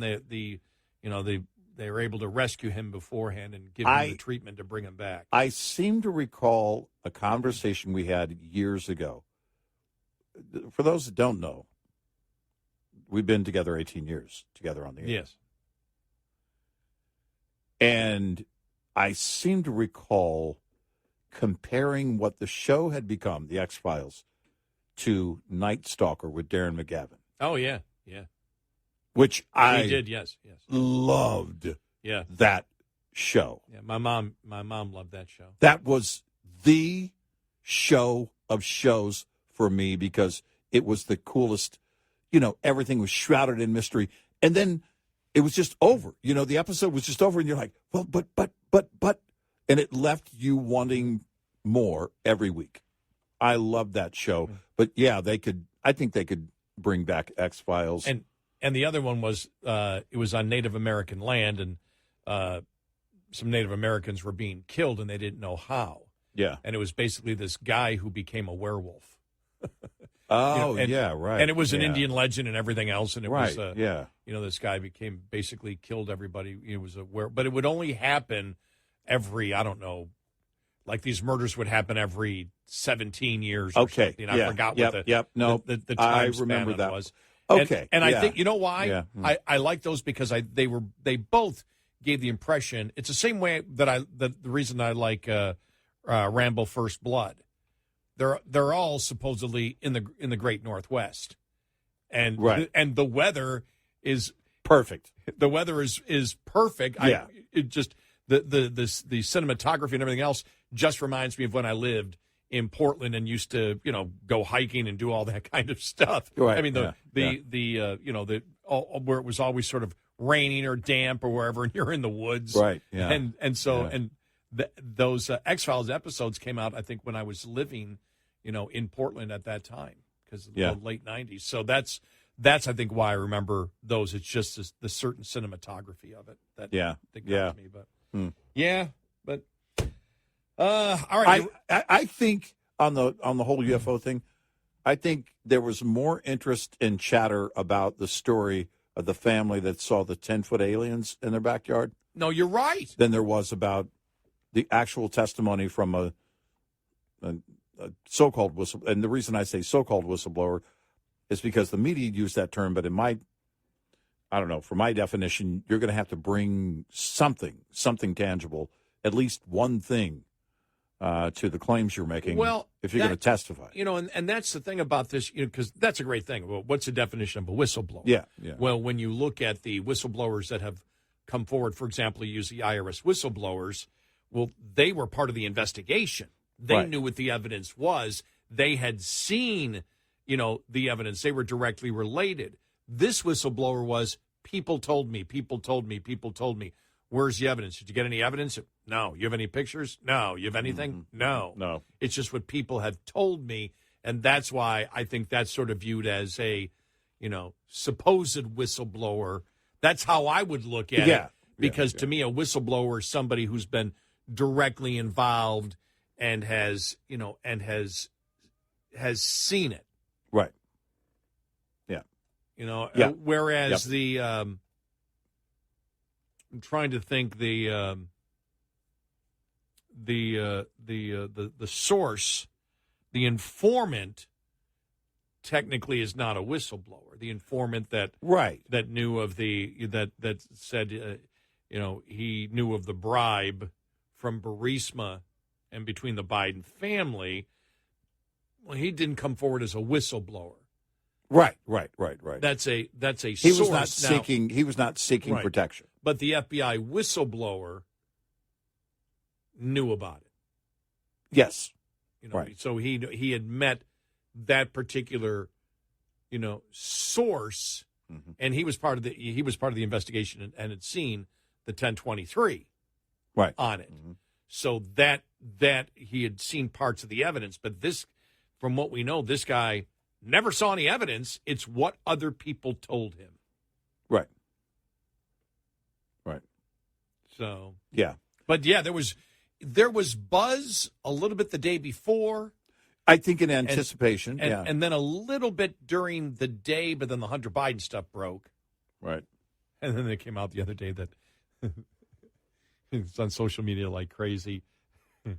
It's like Hunter Biden, and all of a sudden, Hunter Biden plea deal, and plea deal gets rejected, and then there's that, like the person screaming below, "Bring on the aliens!" Well, here's the thing. Then I did see this in a couple of cases, and I think it was more tongue-in-cheek than anything. There was no attention given to the UFO thing. And the whole Hunter thing was designed to collapse on that day to distract from the so-called UFO whistleblower. Oh, it's the opposite then. Right. Oh, okay. Yeah. All right, the opposite. Yeah. All right. That's how bad it is for the Bidens. Hunter's situation is a given. You don't need a distraction from it because everybody knows. And you use it as a distraction for the UFO things. That's how bad it is. Yeah. Wow. If and you said it a couple of times yesterday.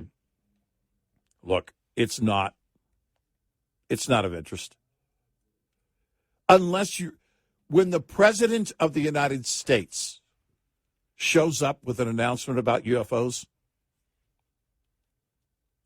and I don't necessarily mean this president, but any president is involved in it, then you'll know something is up. Yeah, but there didn't even seem any buzz there at all. I remember growing up in the 60s in Operation Blue Book. Right. And I remember some of the stories that were written on it. And I remember the one book about the one people who claimed they were abducted. And I think it's the researchers that did The Conjuring that actually wrote a book on it. Oh, yeah. They actually wrote a book on it. Right. And I remember that book coming out and excerpts of that book being in the newspaper. And it was like, I mean, that was when you're a kid, that's of real interest. Yeah. And then it was like, oh, well. And then I remember probably, 14 or 15 years old, one time out at Boy Scout camp where I saw the aliens. No. Boy Scout camp, we were looking up a campfire. We looked up, and you could see a satellite moving across. It was definitely a satellite. But it was like, I remember that. And then I remember my brother and I sitting outside our house, probably 14, maybe we were older. I can't remember. But there was something that, I couldn't tell what it was, but it was silent. Yeah. And it was, a couple of 1,000 feet in the air, and it was silent and went right over us. It's like, okay, do you know what that is? No. You scared? No. Probably some type of man-made aircraft, but didn't make any sound. One of the interesting things that I did see one time that was mistaken, and this was just greatness. I mean, I thought this was one of the best things ever. These people took basically these plastic bags or whatever, and they put candles inside of them or whatever. They had flames inside of them, and they would glow, and they tied them together. And this thing would just, there's probably like... It would float. Yeah, 8 or 9 balloons. This thing would float, and you would just see these lights, and it was totally silent, and the wind would bring it across, and people were like, oh, my God, it's a UFO! Yeah. It's making no sound! Yeah. It's I forget what the lantern something, I forget what they call it, but yeah. And somebody had tied this. This goes back to the early 70s, too. I remember when that happened. And then somebody said, here's how you do that, and scare the hell out of your neighbors. And it was showing you how to construct the plastic bag thing with the candles. Yeah. So it would go in the air, and I'm thinking to myself, I'll end up melting. I would thought about it as a kid going, well, I'd love to do that, but I'll probably just melt the plastic bags. It sounds too tough to do. But apparently somebody did it, and it was caused a panic. I hesitate anything that involves me and flames. Flames and plastic. Since I set my little Evel Knievel action figure on fire, Christmas Day one year in San Antonio, launched it off the back porch. I thought, I'm not a flame expert per se. And after that, you were just on that projected path to becoming a conservative talk show host. Yes. I learned my lesson with fire.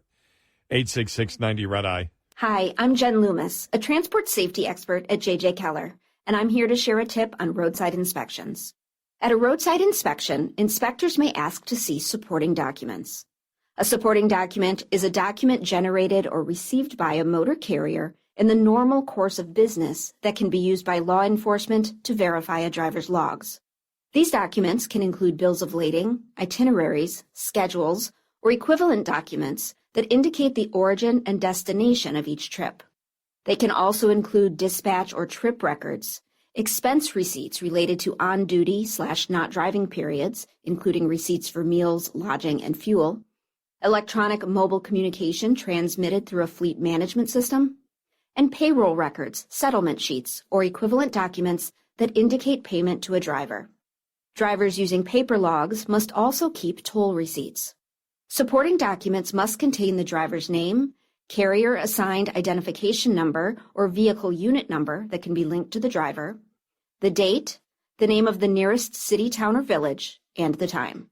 This tip was brought to you by J.J. Keller and Associates. Visit us at jjkeller.com. Get in touch with Red Eye Radio, toll free at 866-90-RED-EYE.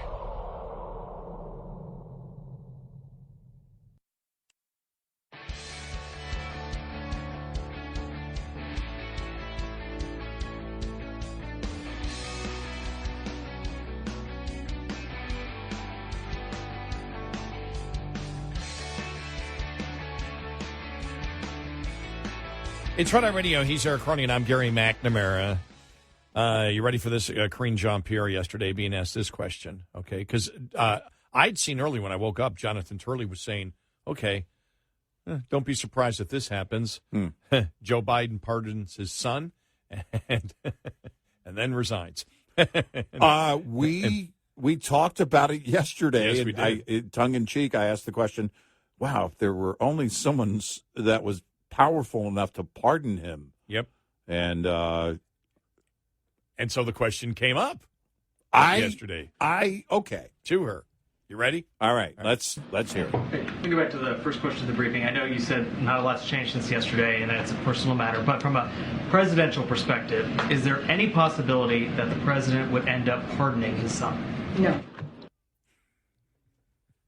No. And then immediately said, I mean, she was on the O part and her fingers in the air. Next question. Yeah, because he tried a follow-up and she interrupted. Yeah. I said no. And then, as you know, the Italian prime minister was in town and no press conference whatsoever. Oh. And, you know, the reporters, they're not stupid. Mm-hmm. You know, they know. Most of them. Hang on here because I'm having trouble with the audio here. Maybe we'll get to this following the bottom of the hour. But no press conference. But how do you get through if he's going to run again? How do you get through an entire election season by avoiding the media? I mean, it did work for him in 2020. But he had COVID behind him then. You don't have that now. Okay, I think I have it. I think I have it here. You ready? All right. Here we go. Okay. There is precedent for a joint press conference when they come to the White House. That's happened under President Obama, President Trump. Is there something different here with this particular prime minister? No, nothing different here. Again, when we do these bilateral visits, it's usually between, there's a diplomatic conversation that happens with our folks here and the visiting. Blah, blah, blah. No, everybody always does a press conference. Of course. We know that.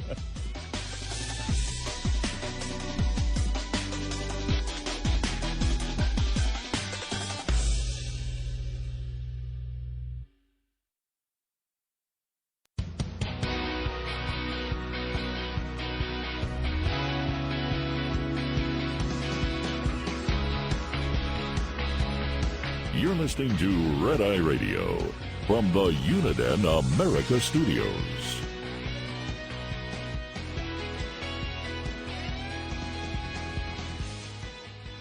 It's Red Eye Radio. He's Eric Hardy, and I'm Gary McNamara. So we analyzed the situation that from a lot of different perspectives of the Trump situation with more charges coming down on him. Now let's look at what's going on with Joe Biden and Hunter Biden, because Hunter Biden relates directly to Joe Biden.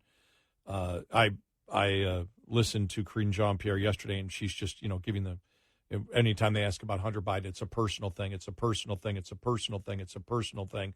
Then you get this one. This was Claire McCaskill yesterday. She's used this before, and she seems to be sticking with this. Nobody buys it. Nobody buys this.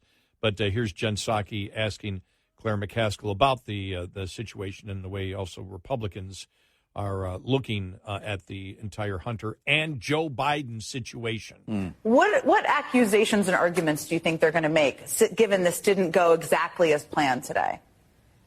Well, they're going to keep doing what they've been doing. They are going to try to indict a father for loving his son who has been addicted to drugs and or alcohol. And without evidence. I can't believe the Republicans are doing that. They're going after someone with an addiction. I can't believe they're so mean. This is a father's love for his son. She's still using that. And then she said without any evidence. It's like come on. You know, the funny thing is, somebody pointed out the other day that Schiff said that too. Yeah. This is impeachment without evidence. You go, excuse me? You're Adam Schiff. You lied. You lied about everything about Trump. Yeah. Consistently. I mean, you were a pathological liar. You lied to the American people about what the intelligence said about Donald Trump. I mean, it's just, but these are the things. I find him humorous because they're so bizarre. Well, but it shows you how weak the defense of any of this is. Well, Claire McCaskill, we go back to the 2018 ad where she had the ad with two people talking. This was near the end of the campaign when she was desperate, and so she said these two guys are talking about why they're going to vote for Claire McCaskill. Well, Joe, she's not one of those crazy Democrats. Apparently, she was lying to you because with that statement yesterday, she is a crazy Democrat. Yeah, of course. And remember, she, as a Democrat, used the term crazy Democrat. So don't get upset at me. No, that's on her. Claire McCaskill used that. She's a Democrat. Use that in her ad to separate herself from the crazy Democrats. Yes. And now she has become one, stating that Republicans are doing this because they just despise a father's love for his son. That's all this is. And it's so sad. He loves his son. Little Hunter. What about the granddaughter? He doesn't love the granddaughter. Gee, Pa, maybe one day I can be president. No, you can't, Hunter, because you won't stop doing cocaine. I go clean out your cubbyhole in the White House. Who leaves cocaine in a cubbyhole? Grow up, Hunter. Leave it in the Lincoln bedroom. Man, it's powder coke. Doesn't it lose its effectiveness in like 20 minutes? Don't you Does it? If you're snorting it, yeah. Oh, you mean once you've ingested it? I thought you mean if you leave it laying around. No. You must keep it fresh in the refrigerator. Well, by the way, we were, I think, the first and maybe the only to defend Hunter on that front, because it clearly can't be Hunter's because he never leaves any behind. Yes. So we defended. It's not his. Yes, we defended Hunter. It was not his cocaine because he would have never. A true coke addict never leaves cocaine behind. All of his is gone. Even any he might or might not have just purchased is gone. Oh, man. Leave it behind. This is definitely a Friday. No, it is. Definitely the Friday show. We're getting punch drunk. Let me see. It's a little over an hour. Uh-huh. Should we start partaking now? Yes. In a nap? Yeah. Why not? That's about it. I'm addicted to sleep. Got any beer? Yeah. No, beer doesn't. It's, for gosh sakes, it's 3:40 in the morning Central Time. We need mimosas. No, I was going to say tequila. Mimosas? I'll put orange juice in my booze. What are you doing? What, are you also putting pineapple on the pizza? Stop this nonsense. Mimosa. It's on the plane last week, and somebody ordered a mimosa. And it was like 1 in the afternoon, and they were drinking mimosas. Just order a shot, would you? Why are you messing with the orange juice? I also want to get in my vitamin C. You just want to pretend like you're not getting drunk. Just get drunk, would you? Well, if you're drinking that early in the morning. I know. Next time I get upgraded to first class, I got to. Do they have like hard shots? I've never thought about that. Actually, when I was saying that. it, I was wondering that myself. Well, they do because do they still have the little bottles? I haven't seen anybody order one in a while. Yes. Now remember they had quit serving alcohol for a while. No, it's back. Is it back? Oh okay. yeah. Okay. Yeah, it's back. So you can. All right, so you get the bottle of whatever you order, and then actually just down it. Somebody in Coach was it last week? I've been flying so much. Maybe it was the time before. Mm-hmm. But I had to sit back with the cattle, and with the normal people. One of the bulls, regular people. One of the bulls. Yeah, man. This guy said it feels like poverty back here. He said, "Can I have?" We were in the exit row seat, which has more leg room than first. It feels like roomy poverty back here. But some guy, he ordered it, and then he pulled out his credit card, so he was paying for it, but he got 2 bottles. Oh, he ordered a double then. Yeah, I didn't hear him order a double. I just saw. I guess that's a double. Yeah, I just saw her give 2 bottles to the. Maybe she saw the look on his face and he needs. Now two. I know that you can get. They have the bottles, so I guess they have the shots. If you what do shots of vodka, what was he drinking? Do you remember? No, I have no idea what it was. I don't know. No, and I know I've seen people order.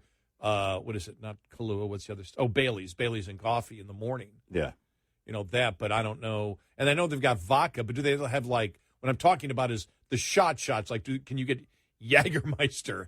I think you can get like Jack Daniels, right? Whiskey. Yeah, can you drink whiskey and Coke? Yes, you can get. So you can do a shot of whiskey. But I mean, like tequila would be a shot drink. I mean, a lot of people do margaritas, but I don't mess with the middle stuff. I don't even know. I don't drink, but if I were going to drink, I'm going to get to the point. I'm going to get to the point.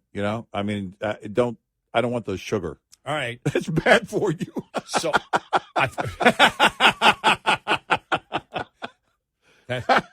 that's why I don't drink heavily on a plane. Too many carbs. Yeah, I've never had alcohol on a plane. Plus, wanting to get thrown off. Yeah, made me think of something.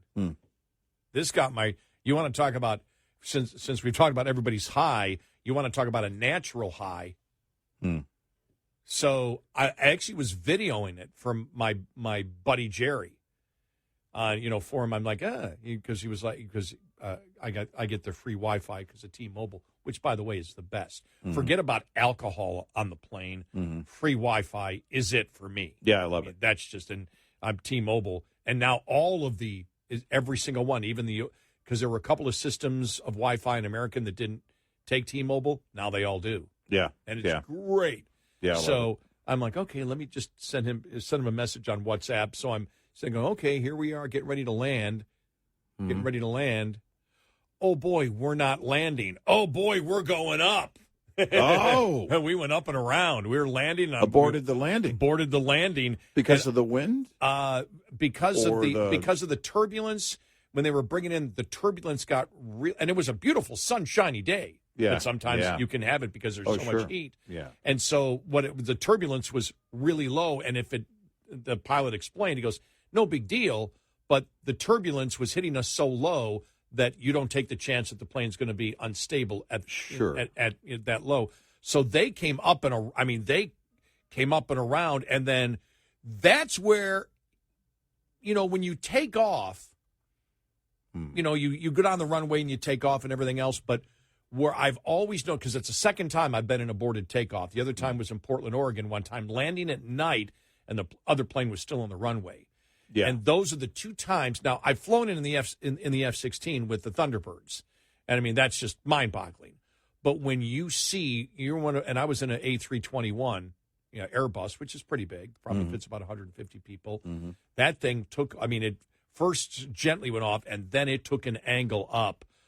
And you could feel the power of those jet engines. It was just, whoa, sure. I can't believe we're going up at this angle. And they're accelerating that fast. You could feel it now, whether it was, 2 Gs or something. But it was like, whoa, this is. And they went around and came back again and landed. And the pilot was like, it's no big deal. It's just, we got to when that happens, we have to go back. Now, and the turbulence was all the way coming down was really, it was bad. Yeah. And then we got low, it was bad. I go, I don't think I've ever seen turbulence, this, or felt turbulence this hard, this low.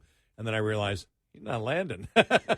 Yeah, that's interesting. That's interesting. That must freak out people, because you can see from the terminals, you can see that runway clearly. I mentioned people sitting there going, what's going on there? And then that plane just banking and going right up. And then I'm thinking, it's DFW where there's planes everywhere. And it's like, it's going up and around. This isn't like we're at an airport. I'm looking around for other planes. One of these planes is not like the other. Yeah. But I realized, once we leveled off, I realized my heart was beating like crazy. Most of the people, if you see, I fly in a plane now, most of the people don't have their windows open. Right. They really don't know what's going on. Right. And I just happened to open up the window to take the video, and I took it, and my buddy Jerry said, this is happening live, and then I sent it to him right there. Wow. He said, this is going on. I go, yeah, we're coming around again for another one, and then we landed fine the next time. Yeah. But, by the way, something that if you're on the Wi-Fi on the plane or Wi-Fi anywhere and you don't have, obviously on the plane you can't turn on your cell service. If you turn on Wi-Fi calling, you can send regular text messages. Oh, yeah. And that's something that, because I used to, back in the day, over Wi-Fi, I would just send like a direct message on social or something to somebody if I needed to update something. But if you turn on Wi-Fi calling, you can actually send a text message. Now, when I got my new phone, the guy told me, he said, well, sometimes you can get through on Wi-Fi calling. I got through to my father once about a year ago. Oh, on calling? On calling, and I actually got through. My father picked up the phone, then it clicks off. Yeah, I've never used it for calling, actually. I was on the plane and interesting. tried calling my dad twice last week, but it didn't go through. And then I tried calling him a bunch of times, and it just hung up. And then when I got there, my sister said, did you try to call us about 10 times this afternoon? Because it kept hanging up. I'm like, yeah, that was me. My four of my granddaughters made a trip to Colombia last year, and they were not going to have cell service down there, but they would have Wi-Fi in most every building that they were in. And so they used that feature to send text messages, and they were able to keep in touch with family back here. But the whole concept is, we started this, is everybody drinking with the analysis on Biden. We'll get to more of that coming up. Exactly. 866-90-RED-EYE. We'll be right back with more Red Eye Radio with Eric Harley and Gary McNamara.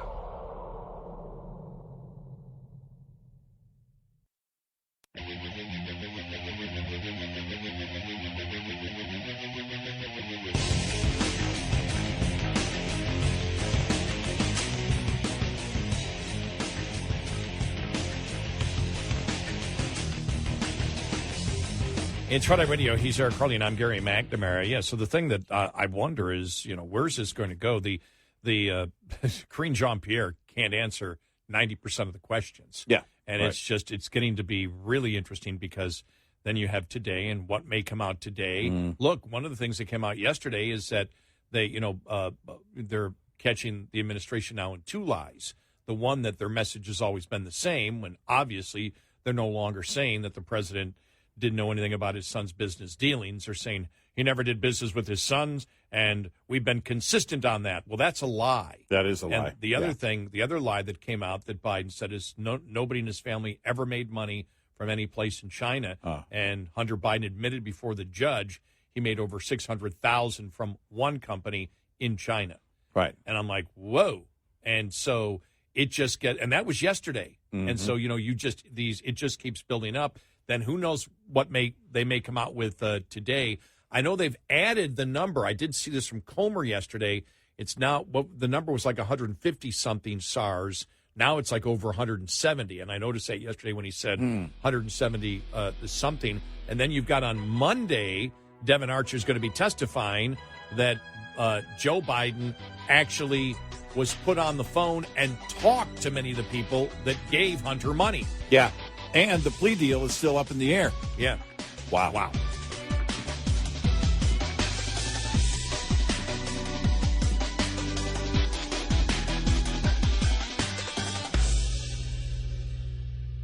This is Red Eye Radio on Westwood One.